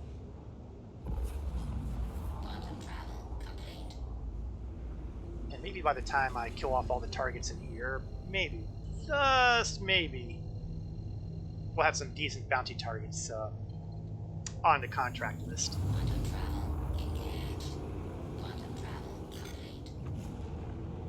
Of course, it's also equally possible that I will get a little too clever, somebody will kill me, And then I'm going to be respawning at her L3 because I never tagged Grimhex or Port Olisar. Live dangerously. That's why I like. That's why I like it. Okay, let's see. Landing pad is up, relatively speaking. We'll slow it down a bit so I don't accidentally crash into something important, like anything. And since I'm flying a small ship, why don't I just land on one of these smaller pads? Or why don't I land on this top pad? Landing gear, VTOL. Landing gear down. Landing complete. Alright, now for the fun part. Engines up. Systems off. Will I explode when I come out of here?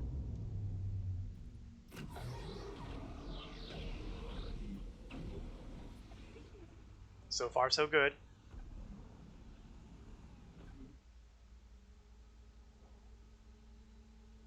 You know, it looks like I may have parked a little too close to the edge.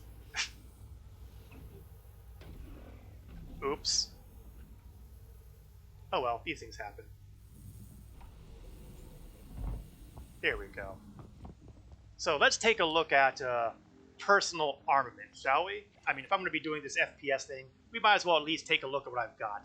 I've got a pair of med pens equipped, which is good, because I wasn't 100% certain I would.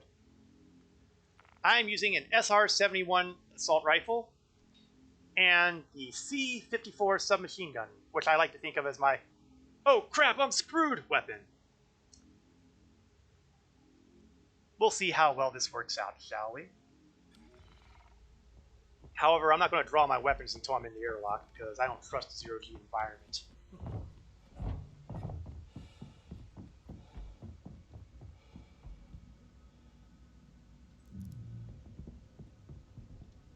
Okay, let's see. Primary? No. Yes. Cycle the door. And there's nobody at the door, which is good. Sometimes there's a bad guy who is here right away, and that makes things end in a rather fast and embarrassing manner. And by embarrassing, I mean, oh god, I'm dead. So, there's one target right over there. No, get back here!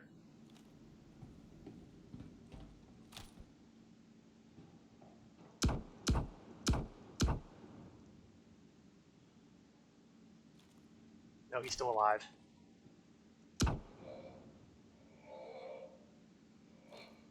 Now he's dead.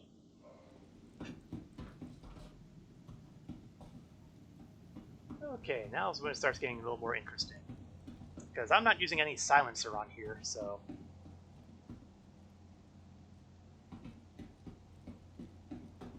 they're going to be aware that I'm here pretty early.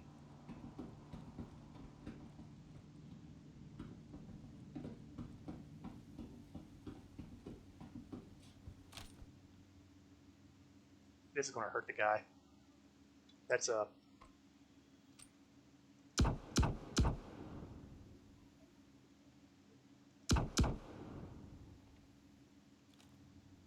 and he's down.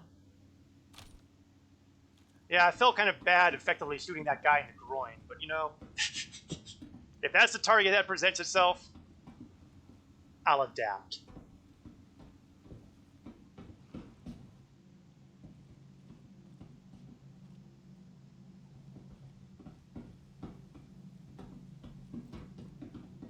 So far, so good.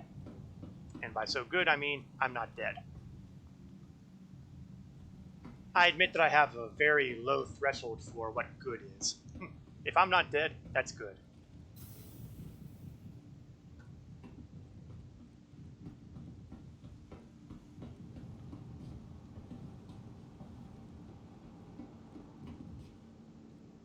I may have cleaned out this level. I hate to assume that, but it's possible.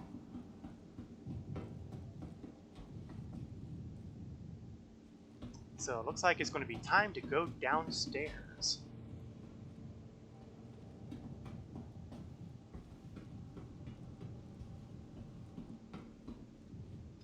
I was really hoping that there'd be somebody standing over here because,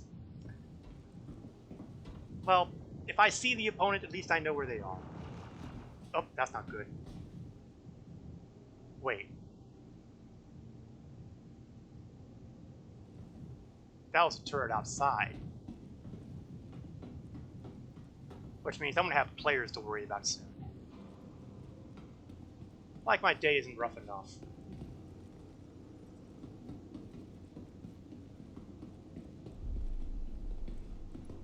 Oh, hi there.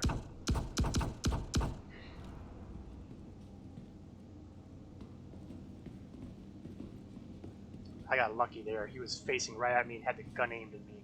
I should be dead. Speaking of which, let's be thankful that the AI isn't nearly as sophisticated as he could be.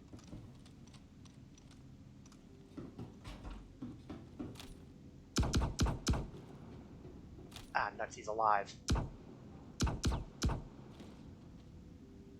Well, he's not anymore.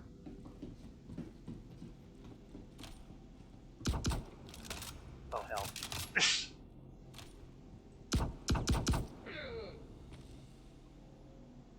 Okay, that almost got ugly. One more target.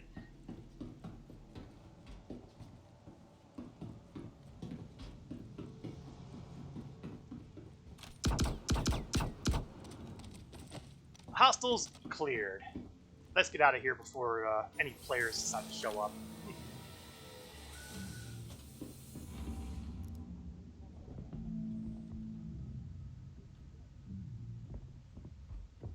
Now, where did I park?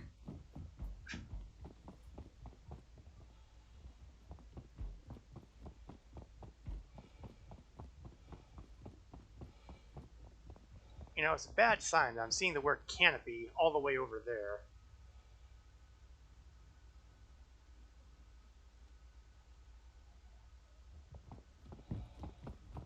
I'm beginning to wonder if somebody, you know, happened to randomly wander around and just blow up my ship for the giggles.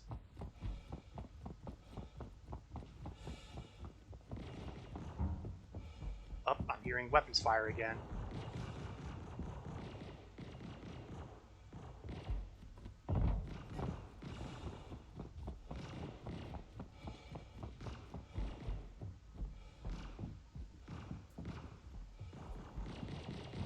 Nope, they're the turrets. Someone's firing them on somebody.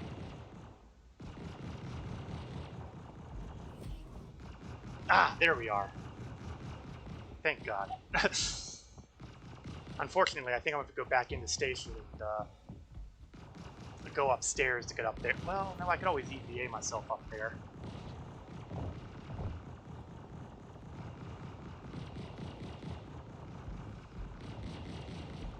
Hopefully they won't, you know, obliterate my ship before I get up there.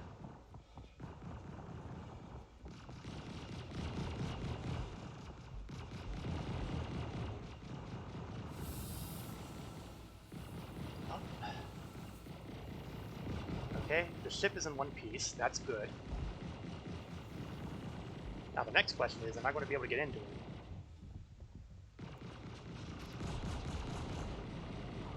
Yes.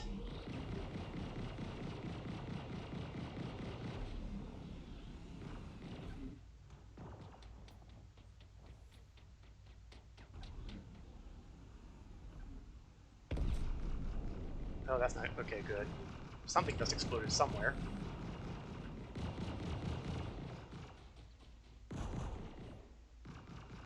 Come on, drop the cockpit.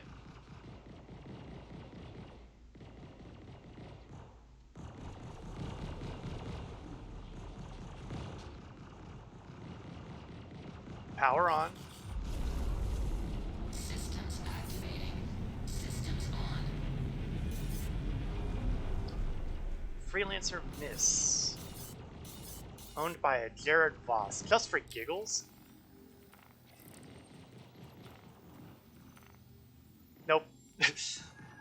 I figure if there's a guy here who's, you know, out for targeting, then it might be worth trying to take him out. But I'm guessing this is just a random NPC.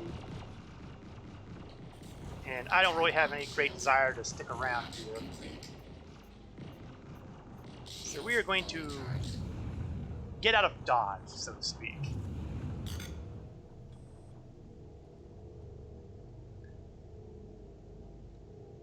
Okay, a new master license just became available. Let's see if that's local. Nope, still in Hurston. Come on, guys, work with me. Clear criminal nest. Okay, this feels like a good one to close things out on. We're going to go to Daymar and take out some targets in a cave.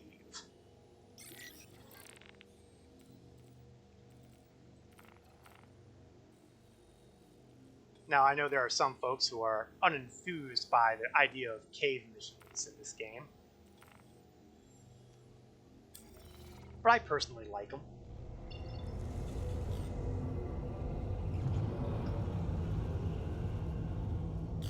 Okay, I seem to have not set my course properly.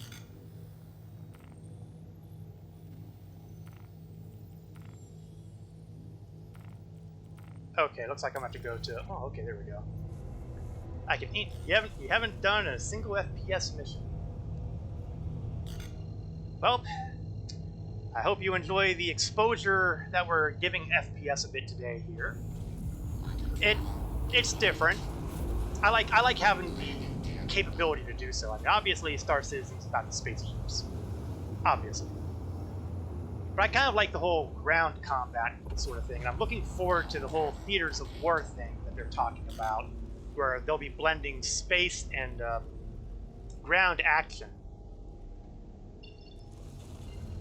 Give a reason for those Nova tanks and the Starlifters. And it'll be even more impressive with the A2s, the bombers and all that. Yeah, it does look cool, doesn't it? Who knows when we'll actually ever see it happen? But I love the idea of it. And I know there's some orgs out there that do their own thing, where they have air and ground missions. They organize with other orgs, you know, military-themed kind of orgs. And they go out of their way to really put together a hell of a ground experience. I've seen a couple of their streams, a couple of their videos on YouTube, and it's like, wow, cool. That said, I don't have anywhere remotely resembling the military discipline, so I would never do well in that kind of thing.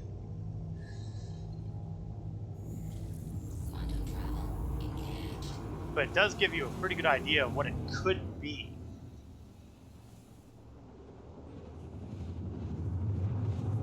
I think you can also see a little of that kind of thing during the annual Daymar rallies, where they do the big ground races with the various vehicles. But it's not just the ground part that gets the attention, it's the fact that they need to have flying ships for security purposes. Because, as it may surprise you to hear, there are players out there who like to ruin someone's fun by just invading during the race. So they tend to take their big ships and bomb the hell out of the innocent ground vehicles. And that's a part of the game too.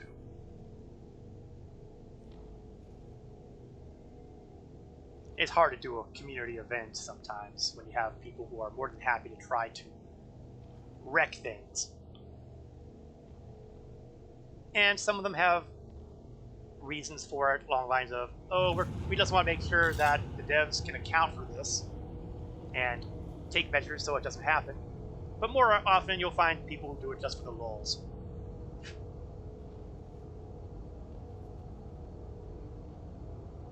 But you'll find that in any game that has, you know, people. Yeah, Xenothreat had a lot of that too. Yeah, I've seen that. I managed to dodge most of that. I tended to get lucky with running into more of the cooperative folks there. it will be interesting. But I do recall that there were a number of people who were, quote unquote, working with Xenothreat. They didn't actually get anything except, you know, the lulz. And it makes me wonder how things are going to go when the Nine Tails lockdown finally happens. When theoretically, the Nine Tails pirate gang will be locking down someplace with a blockade. Could be a space station, could be a ground area. We really don't know enough about that yet.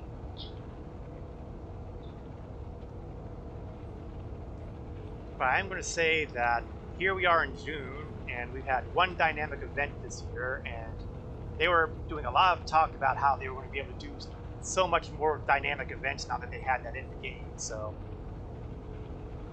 still haven't seen it.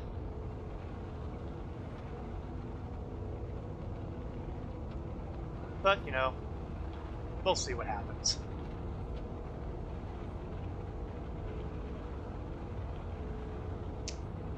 If I were really feeling really courageous, I would make sure that all my ammo clips are reloaded right now.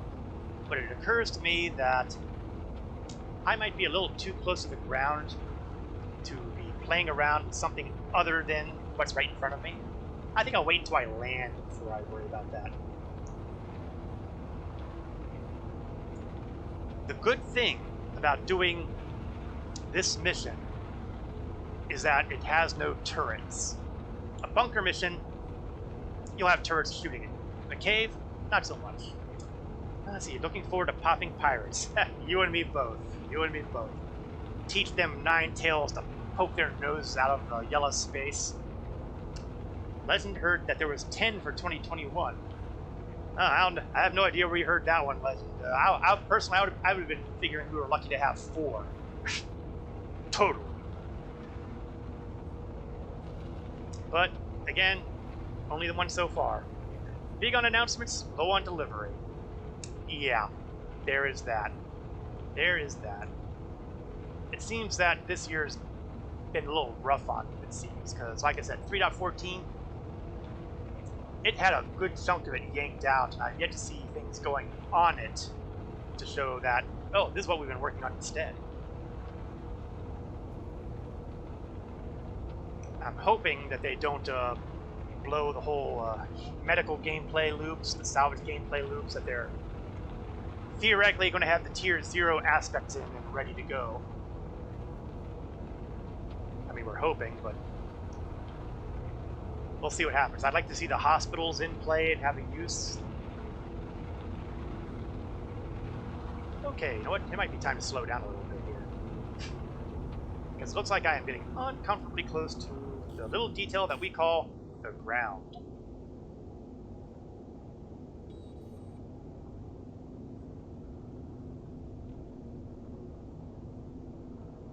Shouldn't I be seeing a secondary marker now? There we go. I guess that's just a marker because otherwise I'd be getting a scan on that and something would be shooting here. Something exotic like that. Alright, let's take a quick recon. Nothing fancy about this cave. I'm told that there are caves where you can put your ship down into, but I'm still dubious. Hoping medical gameplay isn't more beam play. What I've been seeing so far is that some of that is going to be beam play, but also you're going to see use for the hospitals. The medical ships are going to be a little more refined, perhaps. Still a lot of unknowns. They haven't really gone into heavy detail, but the one thing I've seen about the medical gameplay has basically involved multi-tool attachment with a beam on it, so I'm not in love with that.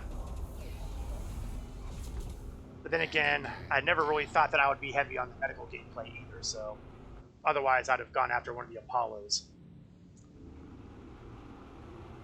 Landing complete. Alright, landing complete. Engines, systems off.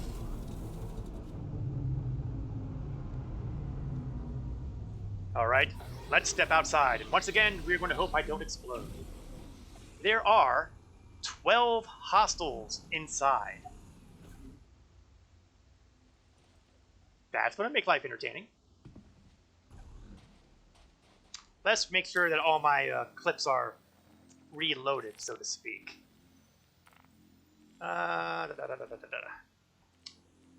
Basically, the only thing I used was my S71, so I will ensure that my S71 clips are ready to rock.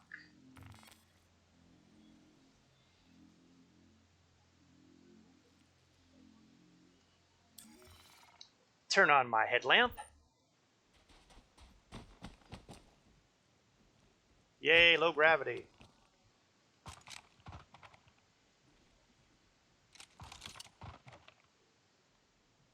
And I'm ready to go. Once again, I failed to tag anywhere that would, respawn me close by, so this is a do or die mission. I will either take out my opponents, or they will do me in.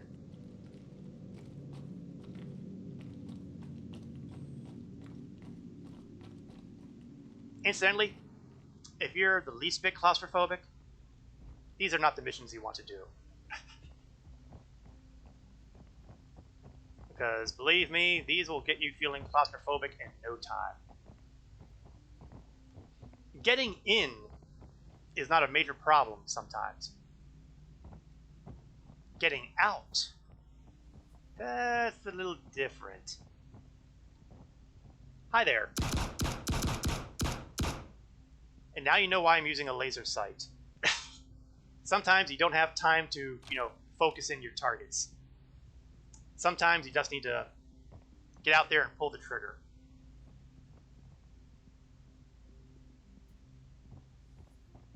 I had a feeling he was around that area because I could see his flashlight wandering around.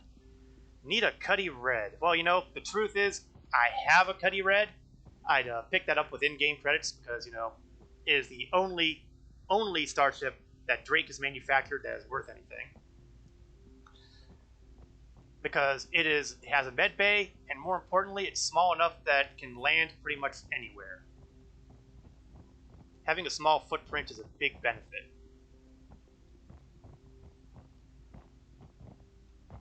I mean, I would like to take the Carrack for that sort of thing, but Carrack's big. Oh, hi there, target. Bye, target. Anybody else in there who's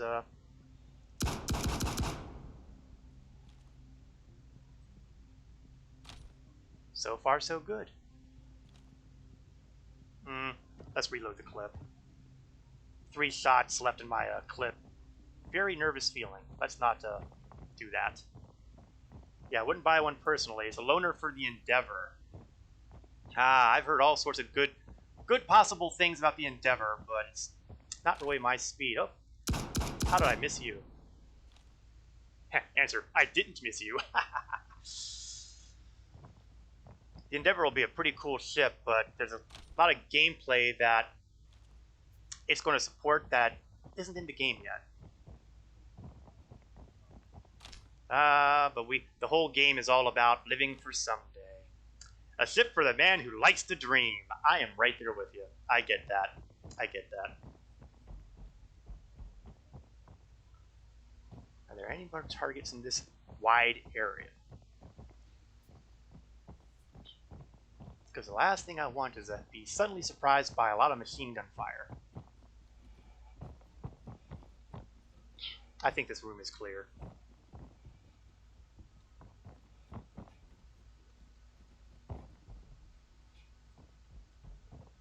Can you feel the tension?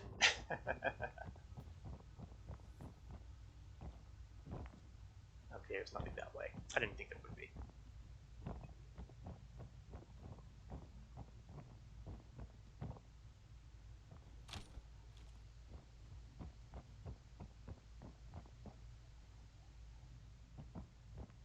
Well, let's keep going this way and see if I can find more targets. I have 8 more targets in here, and they all need to go the way of the dodo.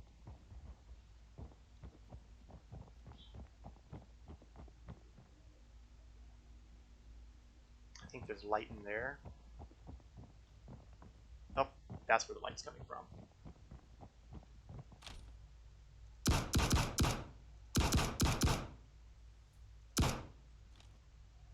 Yeah, I probably didn't need to use that last shot, but you know, sometimes it pays to go the extra mile, right? 6 down, 6 to go. We're halfway through our targets.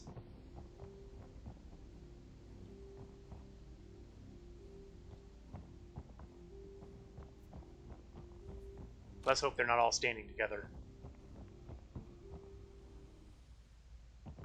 Because I'd really, really, really prefer not to have to shift over to the submachine gun fire. I'm pretty sure I will. Gotta bounce. But as I wait for it, the grass hasn't cut itself yet. Well, you know, if you wait long enough, it'll probably die on its own, so you should be okay. Get a cow. I don't know if the cow would do a job on even distribution. Take it easy, Legends. Catch you later.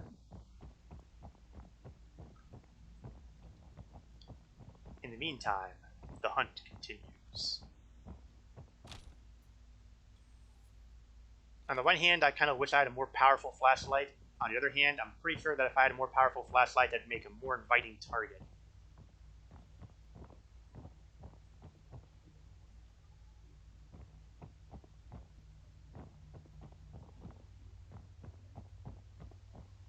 Let's try for the high ground here. Let's go around this way first before I do something insane.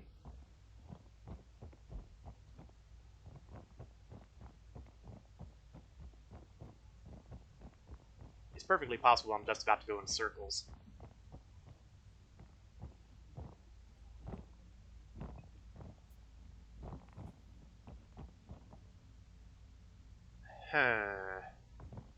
It is a bit of a drop, but on the other hand, we are in low gravity.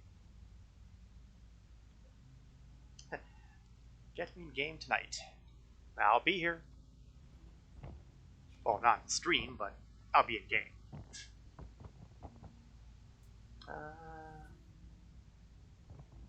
Nervous, nervous, nervous. Not entirely sure where these bad guys are hiding now. So I'm having to check in every direction.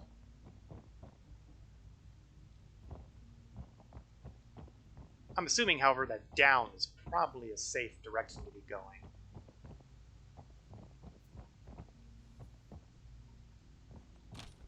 You know, I don't like that pink light there because it's drowning out the vision ahead.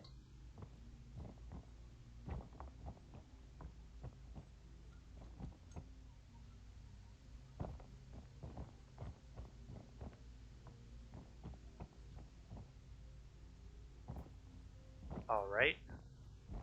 Don't go too far. Last thing we want to do is get the attention of lots of bad guys before I want to get their attention.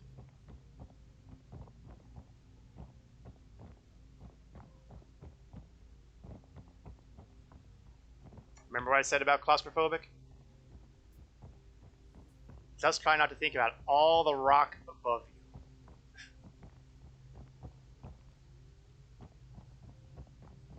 Luckily, I'm pretty sure that Daymar is tectonically stable. You should probably call it a night yourself. Take it easy and have a good one, mate. You too, Droplet. Hope you enjoyed the stream. I hope to catch you again next week. I also stream Star Trek Online on Wednesday nights, but I find there's very little overlap between the two fan bases, so...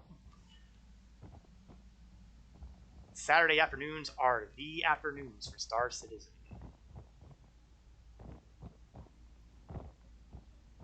So, continuing our descent into the bowels of Daymar. And I think that's a target up ahead, and I can't get a good look at him because that stupid pink light is making it difficult.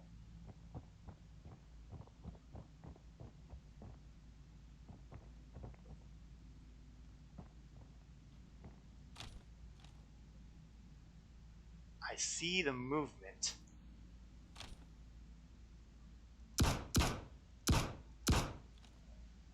Got him. Now the next question is, did anybody else notice?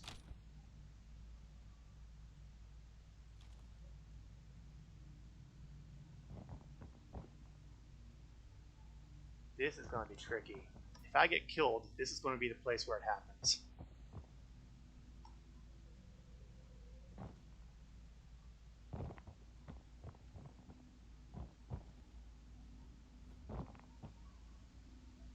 So far, so good, though.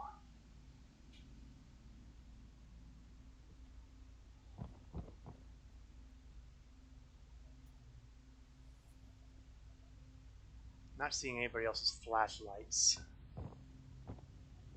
That's good-ish.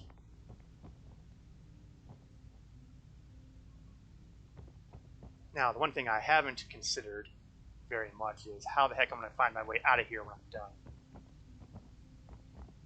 Yeah, that's something that I'm trying hard not to dwell too much upon. Okay, looks like we got to drop down here.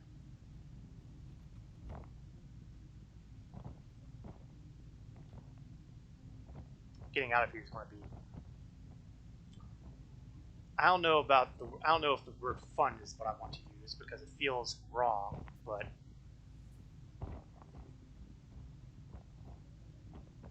and I have a sneaking feeling that I've missed a turn somewhere.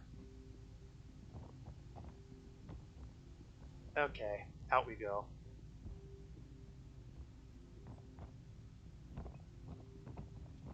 Clearly I've missed something somewhere. And we're going to have to climb. Unfortunately, that means I got to holster the gun.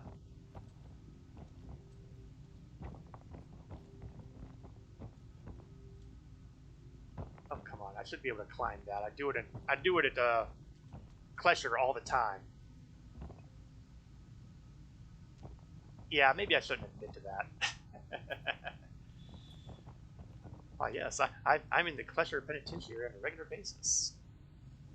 Why do you ask?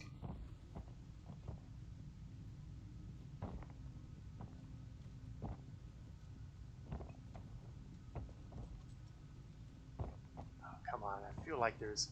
There we go. That's what I wanted to trigger.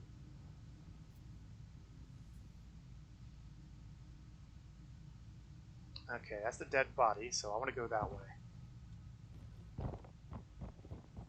Oh, no, not the handgun. Not the submachine gun. The assault rifle with 13 remaining shots. Oh, flashlights. My targets are here, or at least one of them.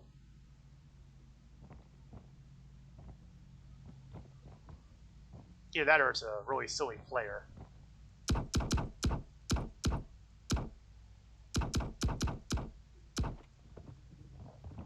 Nuts, he's still alive.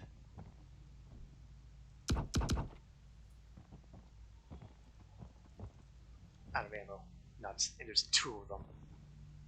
Okay, well, it's time for the insane, oh, come on. It's time for the insane weaponry.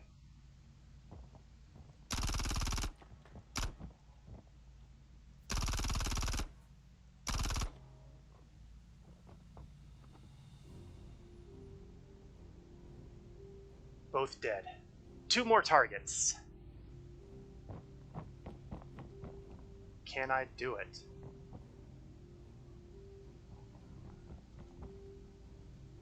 There's clearly someone else over there because I can see their flashlight. Oh, very clever.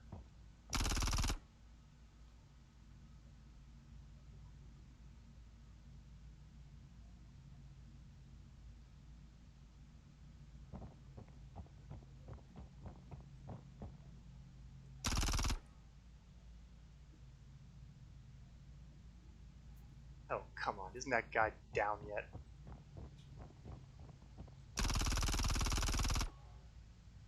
One to go.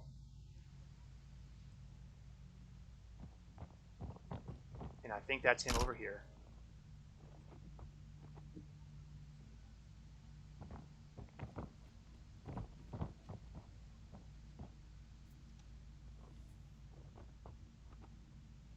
always good to reload. And target is down. All hostiles cleared.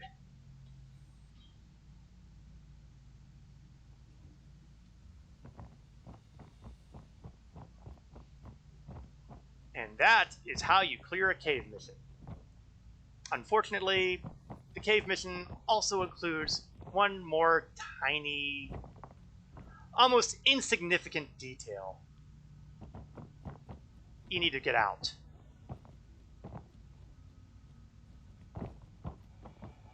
Now, I could just kill myself and be done with it. Ah! There we go. Thank God I managed to hit a ledge. I could just kill myself and respawn in her L3. But I think it would be more interesting if I tried to make it back out the cave. So why don't we try that and see what happens. If I can make it out the cave, then we can call this a total success. And then we'll just go to Port Olisar Park and we'll call it a stream. But first things first. First, I need to escape. Can I do it? Or will I get hosed by some weird rock formation, which has happened? A couple times I've done the attempt to a great escape, and I find myself thwarted by a mineable rock that won't be mined. And therefore I'm stuck in the cave and have no option except to kill myself and hopefully wind up on a Cutlass Red. I do not have that escape route this time. This time, it's all about doing it the hard way. I am still 160 some meters away from my ship. I made the wrong turn there.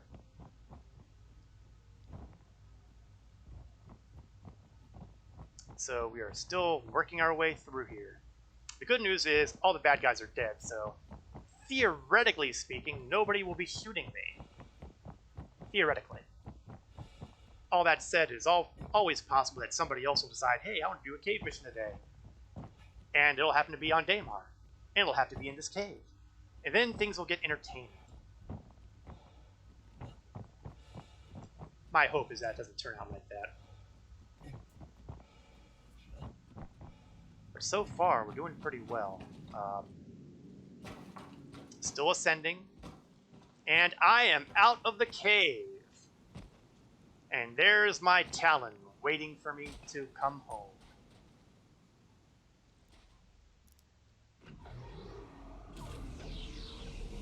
And that means it's time for the victory lap.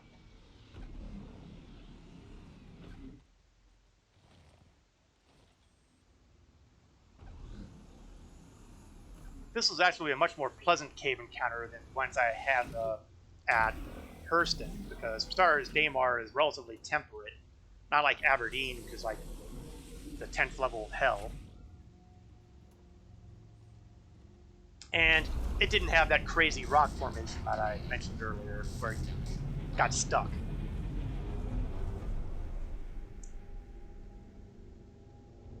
Launch complete. And with that, let's take a little trip up and out. Go to the map and locate my good friends at Port Olisar.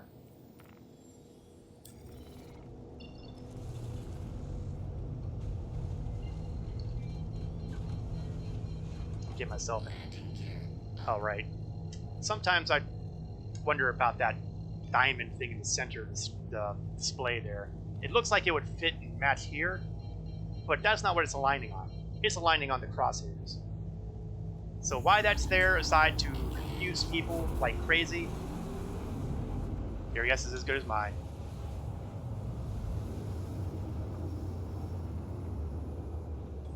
Hopefully nobody's blockading Olisar right now. It has been known to happen where we have some PvPers who like to gank anybody who comes to Olisar. But the ganking isn't quite as common as it used to be. On the other hand, the comstat is down, so really anybody here could be considered a threat.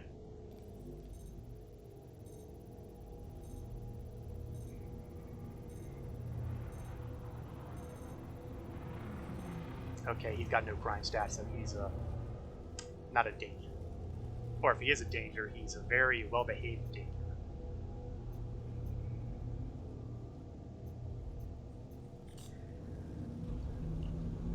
Oh, right. I suppose if I wanted to land, maybe the smart thing would be to open up communications.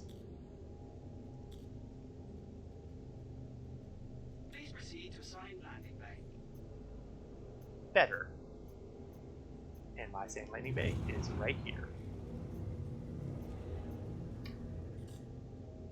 And we'll go ahead and auto-land this.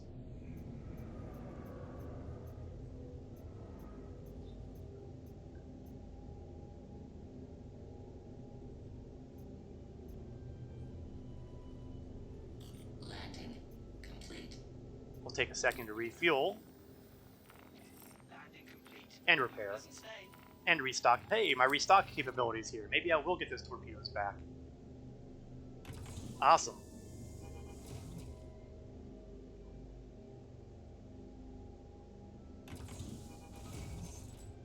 And do some quick repairs.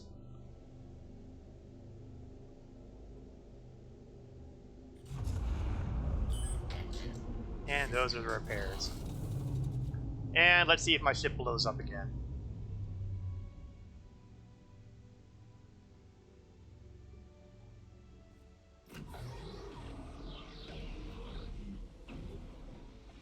So far, so good. Nothing's exploding. And I'm out. Perfect. The perfect end for the stream. So that's it for my Alien Week Bonanza. We demonstrated the Asperia Talon both at stock loadout and what happens if you replace the gimbals with fixed cannons. The short answer being a vast improvement. We hit a couple bounties, get some cash. We did a couple ground missions, both clearing out the security outpost at Caria and dealing with a cave in Daymar, and got out successfully. I would consider that a big win all around here today. I hope you enjoyed watching. I will be streaming Star Citizen again next Saturday, 1 o'clock p.m. Eastern to approximately 3 o'clock p.m. Eastern. I also stream Star Trek Online on Wednesday nights from 8 p.m. Eastern to approximately 10 p.m. Eastern. Thank you all for watching, whether you did so live or if you've done it vicariously, either here or at the YouTube archive, which may or may not get cleaned out at some point in the near future. I'm debating certain things on that. More on that as I figure it out. Thank you all very much. It's always appreciated. I hope to catch you all next time. This is Korith Landwalker, signing off.